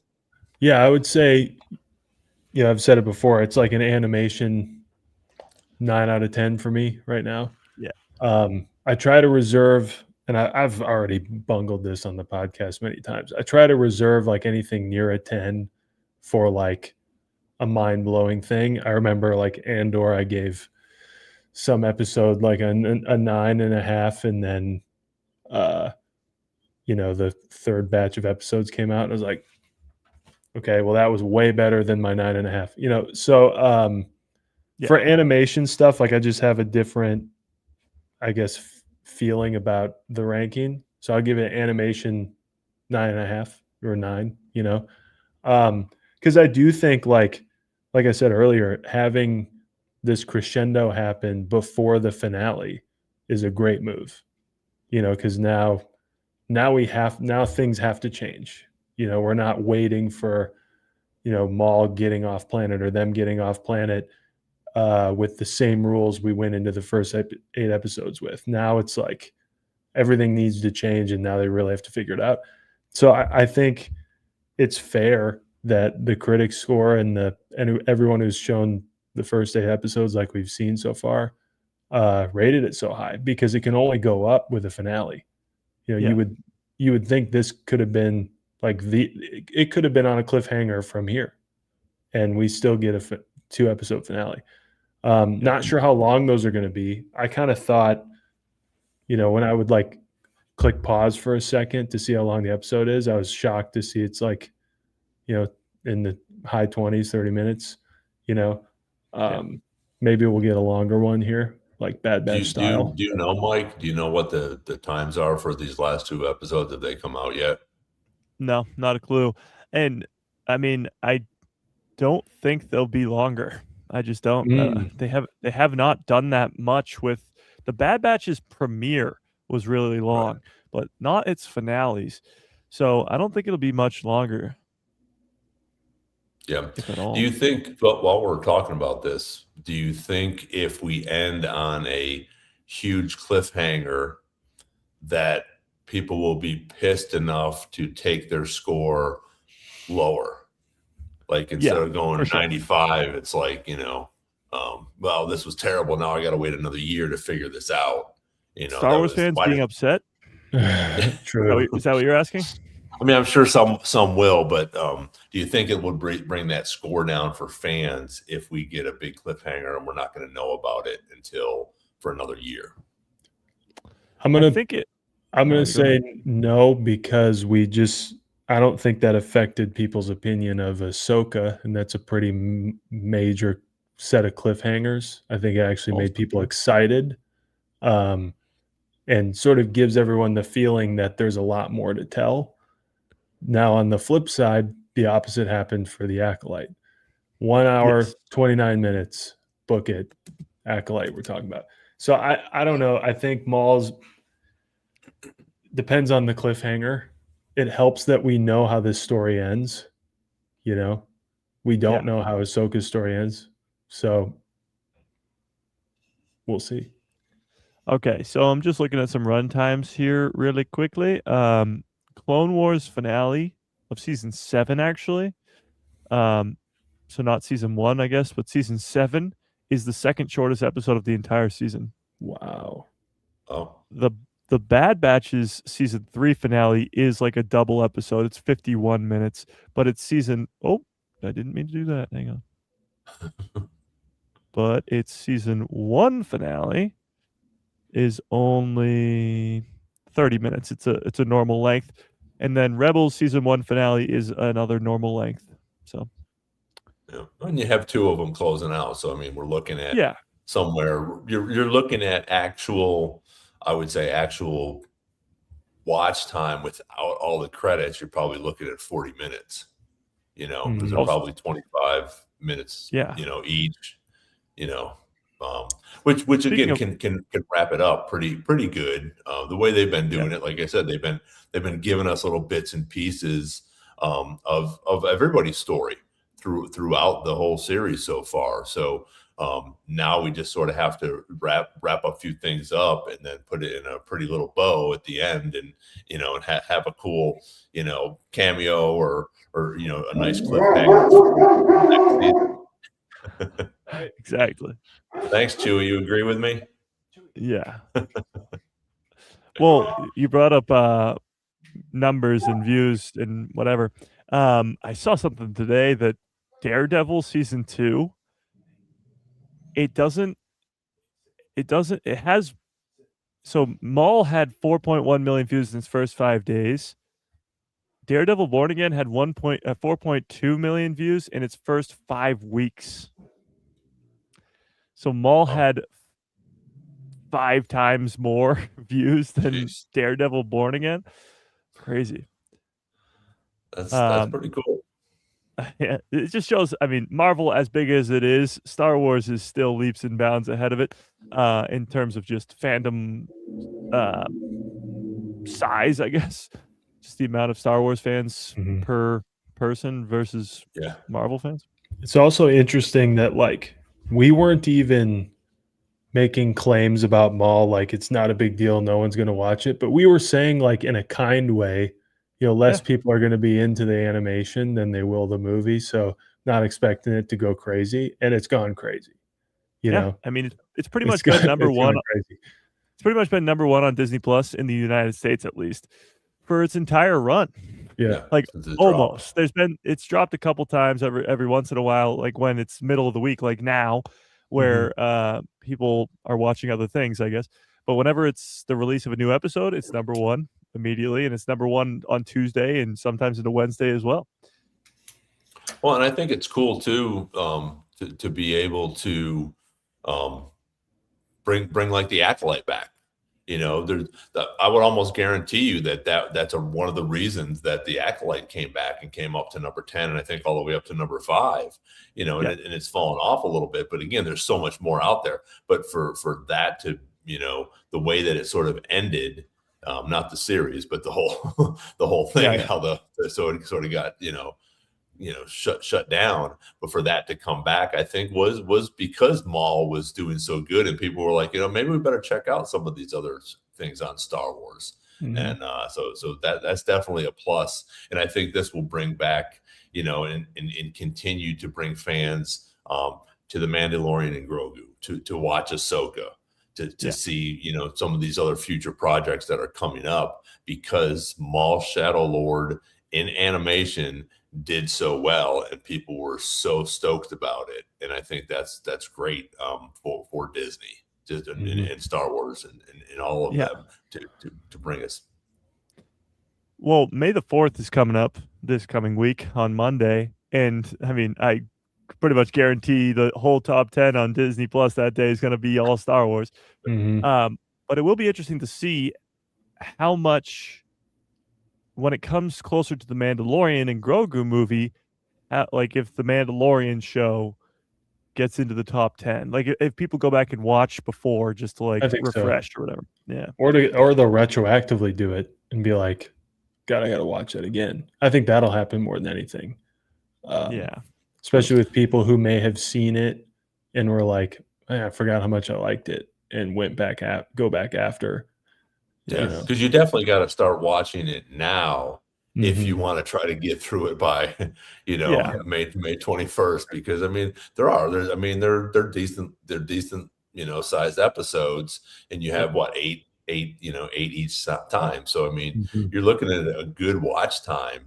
Unless you're going along and binging it all weekend or something. But, if you want to try to watch it periodically the next month or so, you got to start now to finish up. I'm in the middle of season 2 while I'm watching Maul and Rebels and a couple other things at the same time. But I want to get through this next season and a half of Mando so that, we can roll right into it. And, it's just good. It's expected to be good anyways because of what we've seen so far. Well, yeah. No, I was just gonna say I'm watching it right now too. I'm in season 2 right now, so we're getting ready for sure. I did see though that Andor season 2 episode 4 and 6 premiered a year ago today. 4 through 6. Jeez, that's crazy. That is crazy. Time flies. Again, what's also crazy is we're staring down the finale of Maul, and we were wondering when we'd find out it was coming out. It's been a long time coming. The finale is all that's left. I think we would probably like to hear from the chat on what are some things you're expecting from the finale? What are your speculations? And I thought we could talk about probably the biggest speculation this whole time since the show was announced. The Vader question. Oh, okay. I thought you were going to pull something else up, actually. The Vader question. Yeah.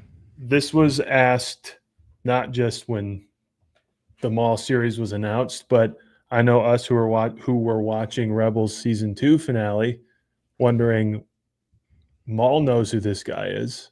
Yep.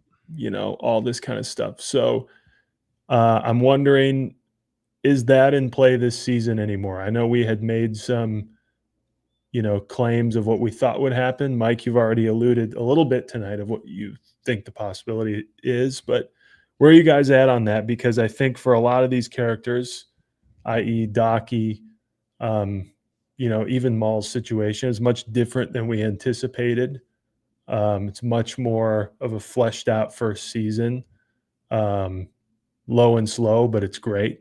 Yeah. So where are we at on that? It's a big question. Seems like one that at some point will be answered. Yeah. These two characters will cross paths at some point in this series, whether it's season 2 or 3 or 4 or whatever. I don't know. I think, they won't cross paths in this finale. I don't think so.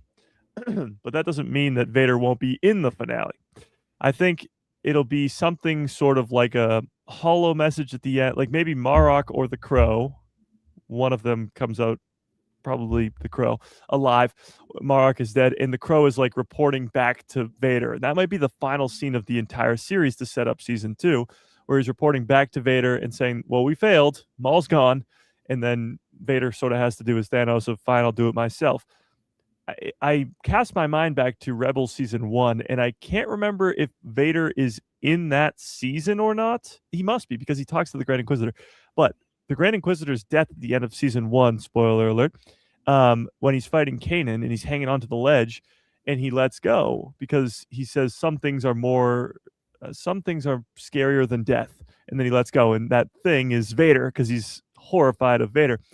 And he says, you don't know what you've unleashed here today. So I think we'll get something like that. Somebody warning Maul of Vader, because as much as Maul knew that Anakin was being groomed, we don't really know if he knows like Vader's still alive or Anakin's still alive. We don't know his take on all that.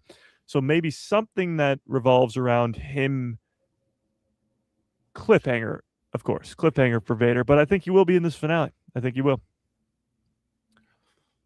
Yeah, Ron? I'm not sure. I'm 50-50 on the Vader thing because I think we're all expecting it, and I don't know.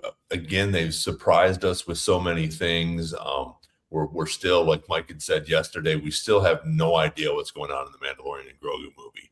As much as come out, we still have no idea. So I'm 50-50 on it, which I know is sort of a cop out, but I think there might be something different in it. I think they've talked about how we don't know how Devin is actually going to end up. We all were hoping that maybe this could be, the canon version of Darth Talon. I don't know if that's going to come to fruition at this point. And same with Vader. I think we might get something a little bit different. Again, it could be, Dryden Voss and a couple of different things with that. But they're definitely, like you said, there's definitely going to be a cliffhanger, Mike. We know season 2 is coming, and we're all excited about that, which will be great because this season has been so good. But it'll be interesting to see who these cameos are, or who these people are that maybe possibly come to help Maul. But I think we could get a Vader mention. We could get a possible hologram, something like that. But I agree with you. I don't think we'll get a fight this season because I think too many people are expecting it. And I think it would be fun to get somebody else in there to finish this season off with. Yeah. Before Nick gives his take here, Max Rebo might have the comment of the day. Rookcast will change her Facebook status to "It's complicated." That's the crescendo of the series. That's so good. That is so good. Jarvo says Vader will appear right at the end of 10. What if Palpatine shows up with the Inquisitors? I don't think we'll see Palpatine. I just don't think we will. Yeah, I've heard a lot of people say that he's too high on the food chain to even mess with the Inquisitors. But again, him and Maul have that connection. Obviously, as much as he has severed it, it's still like a little, still a little thorn in his side that he I'm sure he wants to get rid of. So it'll be interesting. Go ahead. I just think that's what they're going to save it for. Like, they're going to save whatever finale of this series is for the Palpatine or Vader showdown, whatever that ends up being. So as Nick even mentioned, this has been a slow burn this season, a great slow burn, but a slow burn on Janix. We're not going to go straight to Palpatine in the finale just to, because we need to. I think the Palpatine stuff will be the end goal, clearly. But yeah. Mm-hmm. All right, Nick, what do you think? Vader, yes or no? I think yes, in the way you said it. I think it'll be indirect. I thought going into this series, especially before we knew about season 2, that Vader would be kind of the reason why everything falls apart for him. And that has already happened, right? Yeah. Like, it's already happened with 2 Inquisitors. I think a big deal for Maul in this next, 2 episodes is I think we all believe he's going to get his lick back on these 2. He's either going to kill one of them and eventually bring him back, or just burn his way through Janix to get out. And then we get some Crimson Dawn set up or whatever.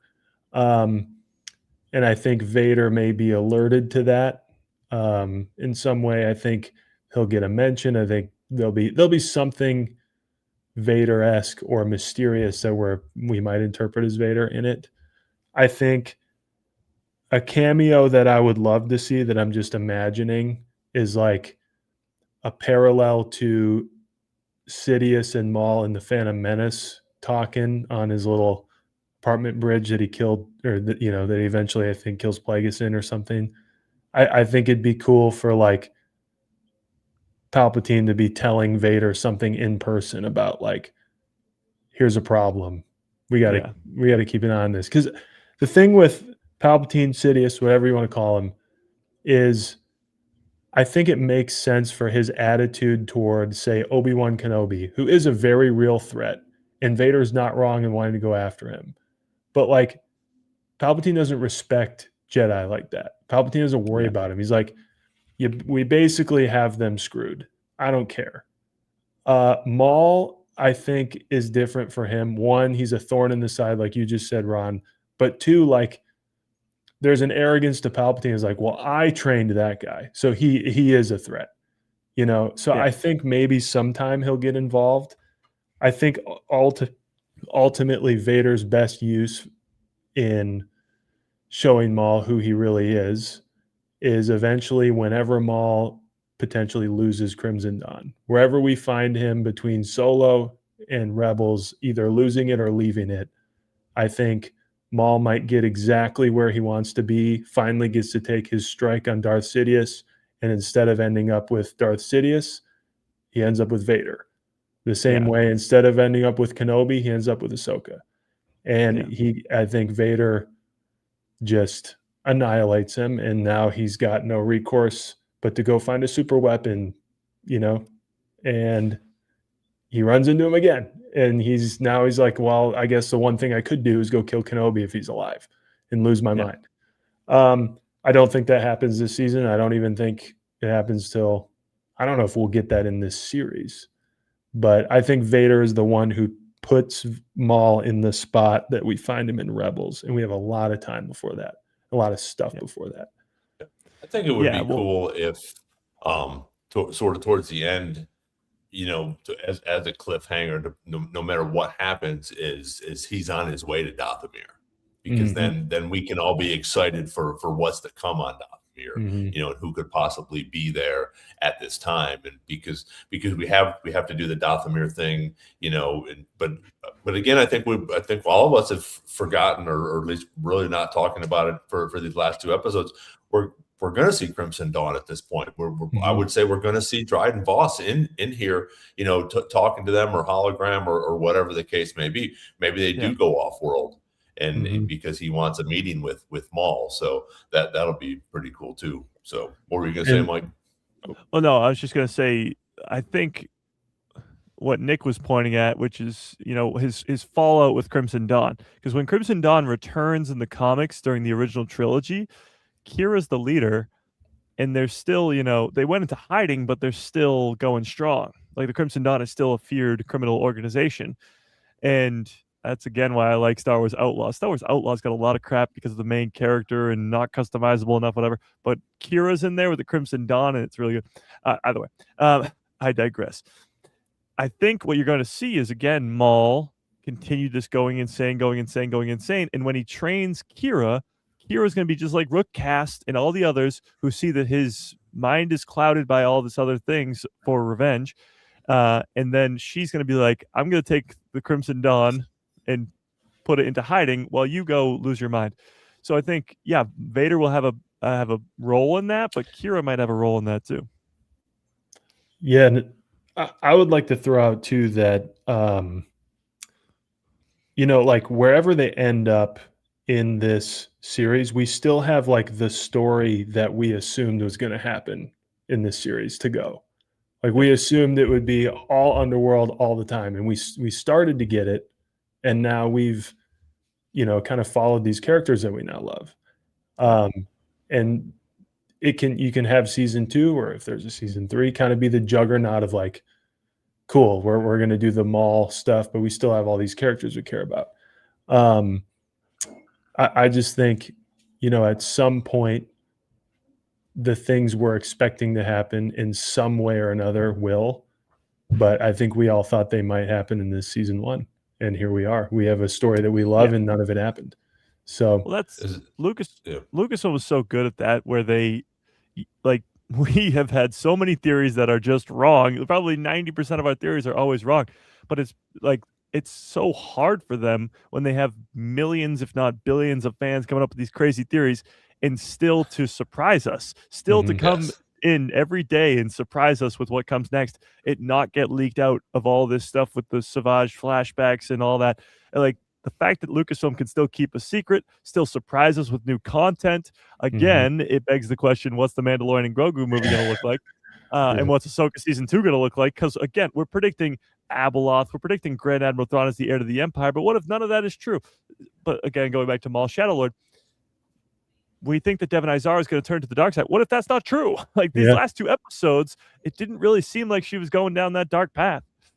Yeah. Well, and just to close out the Vader thing, like, Mike, you made a great point. We don't know what Maul knows or doesn't know or assumes or doesn't assume about Darth Vader. Does he know there's a Darth Vader? Does he believe what supposedly is out there in the canon that, like, publicly Anakin Skywalker's dead, and where does he stand there? That to me is almost as interesting as them fighting, him coming to terms. He's had this big character moment where he says, I'm never going to let him do this to anybody again. And he may not know any, he may have to learn about Vader like Ahsoka did, that's the thing is he doesn't care about Anakin Skywalker. Doesn't seem like in the Clone Wars he has any, before Anakin Skywalker was Anakin Skywalker, he tried to run him over with his bike. But,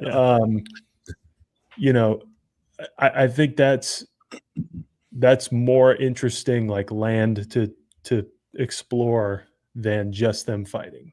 You know what I mean? Like, that would be cool. And I'm always up for as many simulated throne room scenes for Vader as we can possibly cram into his life, because I think it makes the one with Luke, we have a kind of throne roomy scenario with him and Ahsoka. We have kind of like it's him facing something and then choosing to remain Vader. He does it before he's Vader. He does it with Dooku. Like all these. He does it with Mace Windu. All these things where he's left with the choice and he chooses Vader, and finally he chooses his son, chooses Anakin Skywalker in Return of the Jedi. I think Maul could offer one to him. I think Maul's a great vehicle for one of those scenarios, especially now that Maul's resolved to say, I don't want him to do this to anybody else. And maybe that's where we get like the best side of Maul that we've ever seen. And then that also fails, Go ahead. Sorry. No, I was just going to say, yesterday in my live stream, I came up with a very similar theory. So great minds think alike. Hell yeah. I took it to the next level. I said, what if Maul gets to Anakin? Because again, he says, I won't let anybody go through this again. He gets to Anakin, tells him what happened with him, knows what he's going through, because Anakin is still in this suit that Palpatine created for him that has limits on it so that Palpatine can keep a leash on him. Mm-hmm. What if the two of them actually, like, they're in the room with Palpatine or something, I don't know. And Maul gets through to him so much that they actually both try to fight Palpatine. Ooh. And Palpatine, we get like a, Palpatine just laugh and go, you think this guy you think my apprentice can even destroy me? I got him on this crazy leash of I'll just do this and just force lightning Vader, and he just completely shuts down. And then he's like, and then he just beats Maul again because he can easily. We've seen it on Mandalore and in Clone Wars. That would be awesome. Well, it would definitely be in his sales pitch that, like, hey, what do you have to lose? What do I have to lose? Let's both go kill this guy. Yeah, we both hate him, and we can go our separate ways after. I am going to move us along because we're nearing. Oh, go ahead. Okay, no, I'm going to say. Well, and it's very similar. Obviously, Vader thinks that anyways because at the end, he's trying to do that with Luke. He's like, listen, the two of us can take this guy down, dude. So, but yeah, go ahead, move it along. We're almost. Go ahead. Well, just one last thing.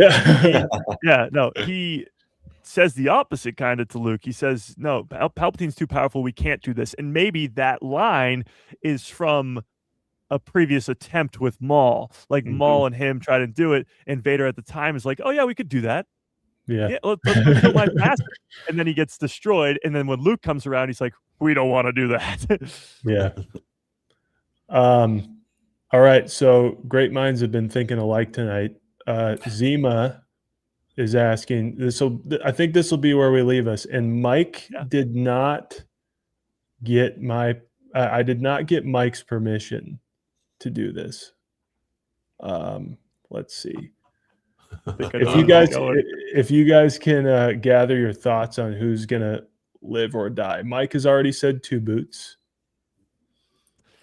We got to talk about the gigantic elephant in the room or dinosaur in the room, and that's Master Iko Diodaki. Yeah. How has he survived 8 episodes? Let's start there. Yeah. Go ahead. I honestly wouldn't be shocked if he survives the finale now. Like I'm that crazy, but I think if Devin is to turn to the dark side, that's still the catalyst. That's still the nail in the coffin where she has been all season on the edge of like maybe Maul's right, maybe he's not right, and if her master's been like he's not right, but if he's gone and it's the Empire's fault, still she might fully turn, and that would be awesome. Yeah, I think it'll be interesting to see that if he does. And like we talked about at the beginning with the that picture or the trailer where he's over fighting Maul. And I definitely agree with you on the callus that he's going to, that if she loses him, she will definitely team up with Maul and become a little bit angrier and join him with whatever he's going to do. But it's I know it's a cowboy, but it's 50-50. Is he going to make it or not? We just lost a bunch of, we lost the Mandalorians. This one, we lost one of the brothers. So I'm sure we're going to lose a couple more people in this. Where again, like after Mike brought that point up, Two Boots definitely could go on this. I don't think we'll see Riley or Brander Lawson go. Where it'll be interesting to see what happens at Brander Lawson at the end of this season as well. If they go to Dathomir, are we going to have, what's the reason for us to even have a Brander Lawson in there? Unless he goes back to, the bounty hunter side of him. So, will we close that chapter out? Will we figure out, what's going on with the wife and mom? Is she, what is she doing for the Empire? Is she just, a secretary for somebody or whatever, or is she in the ISB, or is she doing something else? So that'll be interesting if they close those out. I know we're talking about people dying or getting mic'd, but I don't know who's gonna go. I don't think Rook will. I think we'll see her. Daki could die these 2 episodes. That could be the big one that we see come up, and maybe the prequel or the season 2. We'll see. Okay, now we know she's pissed and she's gonna possibly turn next season because he dies. But is what's his name still around? The little gangster. Vario. So is Vario gonna stay for when he goes to Dathomir? Because that could be a good, if you have a gangster on your side already that's gonna listen to you, just like the Pikes now. You have he put that one Pike in charge and said, listen, you're in charge, but you're still listening to me. So Vario could do that as well. So what about you, Nick? Well, I think this is a segment we can return to. Again, everybody, Mike did not give me permission to do this, but what we're talking about is called the mic drop.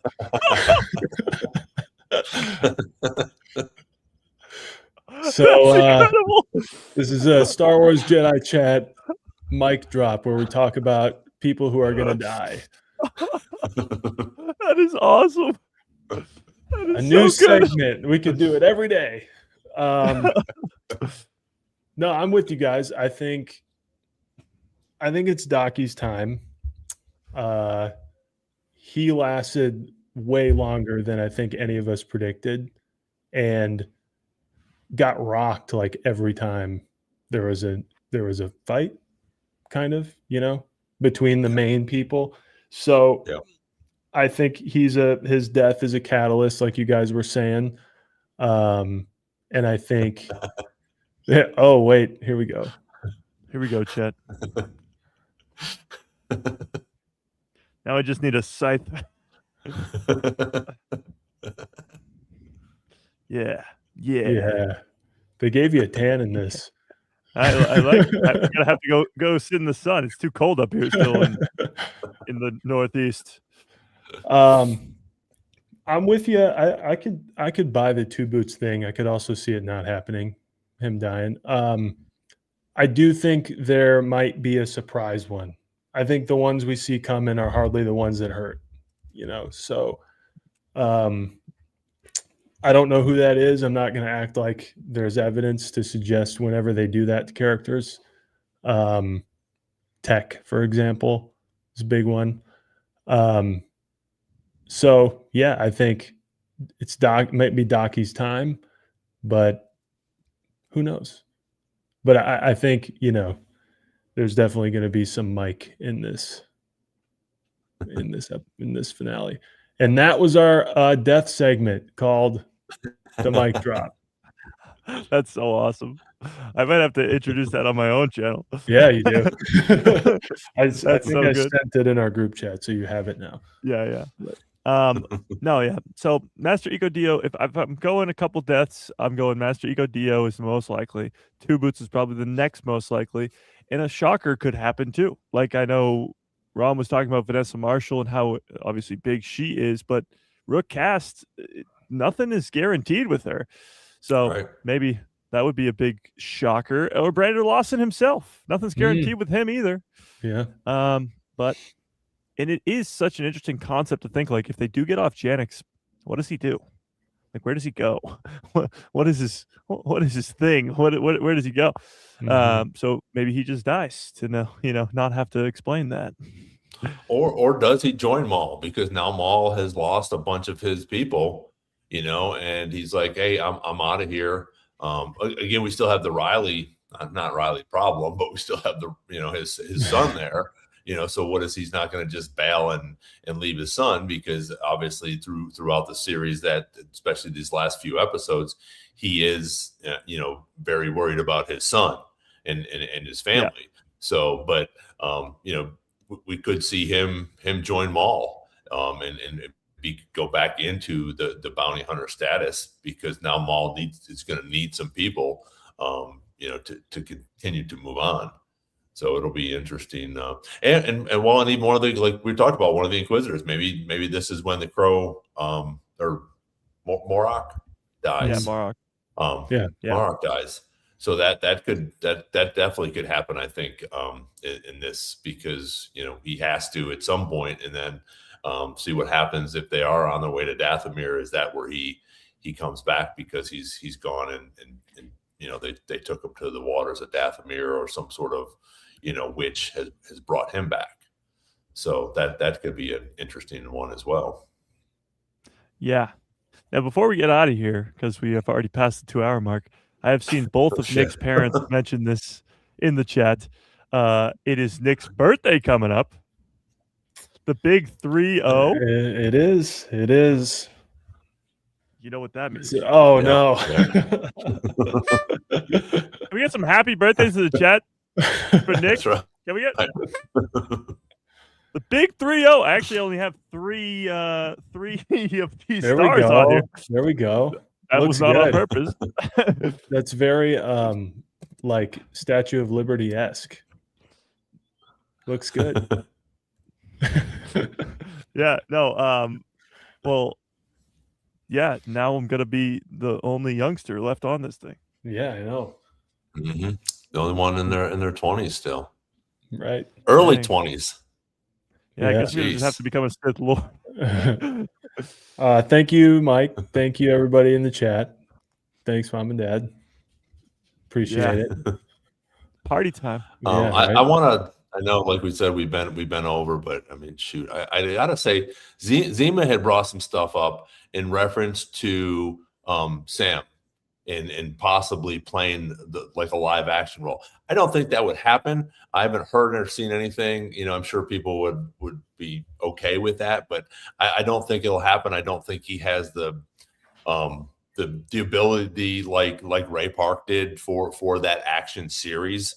And I think he's busy enough now, especially with season 2 coming out, and he's voicing Palpatine sometimes. So I think there's different things like that, but I don't think that would come to fruition to bring him into that. He's done a freaking fantastic job with the voice acting for Maul, which I think has been great. But I don't think he would come into to live action as Sam. So I just wanted to bring that up. So No, if they did, it would just be like they did with Solo, where he'd be the voice, but it'd still be Ray Park as the face. Mm-hmm. Yeah. So, but well, cool. We had a bunch of people on again tonight. Thank you guys for being here. I'm sure Derek is having a fantastic time where he's at, and we'll get to hear a bunch about that next week. We'll get to wrap up Maul series next week, tomorrow and Saturday. Don't forget to check out Mike's podcast, A Guy Who Loves Star Wars. He'll be on at 2:00 Eastern, Thursday and Saturday. Like I said, Sunday, I'll be on Clan Mandalorian, 11 a.m. Sunday. We got, before we come back, we'll have May 4th. We'll have Nick's birthday. So there's a whole bunch of stuff going on within the next week here. But thanks everybody for joining the chat, everybody for putting your comments up, doing the polls with us. Really appreciate it. You guys coming here and hanging out with us, talking about Star Wars for 2 hours. There's so much stuff going on. It's fun. We say this all the time, but it's a great time to be a Star Wars fan for sure. And that will be, I think that will be our new segment from now on. So we'll look forward to that. We do have a Get Mic'd segment, and who will be dying. And there we go. The mic drop. So. It gives me like the Henry Cavill chin too, you know? Yeah, I don't have that in real life. So, but anything from you guys? All right, awesome. Next time we all meet, we will have completed Maul, so I'm looking forward to it. Yeah. Oh yeah, absolutely. Yeah. So thanks everybody for being here. We'll see you on the next Star Wars Jedi Chat, and until then, may the Force be with you, and we'll see you next time. Thanks everyone.